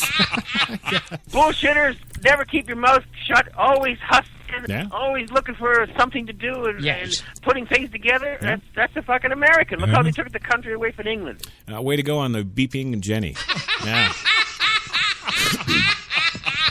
And you're absolutely right, Louie, and it's good to see you're still awake. Yeah. Yes, the horrible treatment that our veterans are receiving. On Sunday, the fourth day of polling, Monmouth did not find any significant change in support for Trump, the university's news release says. The news of the day can take time to seep into public opinion. Actually, no, it more takes time to seep in so that they can gain some level of understanding. And by that I mean, Trump. Yes. Walker. Yeah. How many different families do you have? We'll get into that after the break. Well, Monmouth University Polling Institute in West Long Beach, New Jersey, surveyed 552 Iowa voters likely to attend the Republican presidential caucuses. The survey has a margin of error plus or minus 6%. So if you take 6 off Walker and add 6 to Trump, Trump's leading. And, wow, all the other... Oh, the John Kasich, I just gave you the 6 things we need to know. Yes. Yeah, he's ranking at 3%. Yes. There you go. So there you go. That's all you need to know. You have been informed, America. There it is. I'm out of here. Yeah. Don't laugh. I'm not kidding. I'm out of here. Yeah. I want to thank HTLA Radio 1 for not firing my ass. Yeah. Yes, keeping my tiny penis employed. Yes. That's right. Also want to thank the one, the only Gilbert Gottfried and Louie, Yes. the Leo Rivers Lawless man, my man. He needs love, Chris. Come on. Well, I you know. gotta dispense more love from yourself. All these people are hurting here. Well, you give me a couple of minutes after the show, I'll get it hard and dispense some love. Yeah. Maybe I'll go and check out Phil's sister again. Yeah. Anyway, Louie, thanks for being here. It was great having you, and we'll see you tomorrow. You know how to spell my last name on the check, right? It's Louis Lawless. All right. Maybe see you tomorrow? Yes. Yeah. Also, Gilbert, thank you for being here. It's always been great having you, and today's no different. Thank you for being here, friend. Thank you for listening and support the show for the love of God. Yes. And Monsanto. Thanks to the HTLA listeners, wherever you are listening at NewYorksBestTalk.com. You can always listen there, too, on the show page. You can listen to us at Spreaker.com in the live chat room with all the superstars of Spreaker, iHeart, iTunes, Podcast One, Universal Radio, you name it, we're there. Have yourselves a great rest of the Monday. We'll see you here tomorrow, 5 p.m. Eastern, for another fine edition of HTLA's Coffee and Cigarettes. Just, what the hell was that? I don't know what the hell that was. Just for you. Have yourselves a good one. We'll catch you later.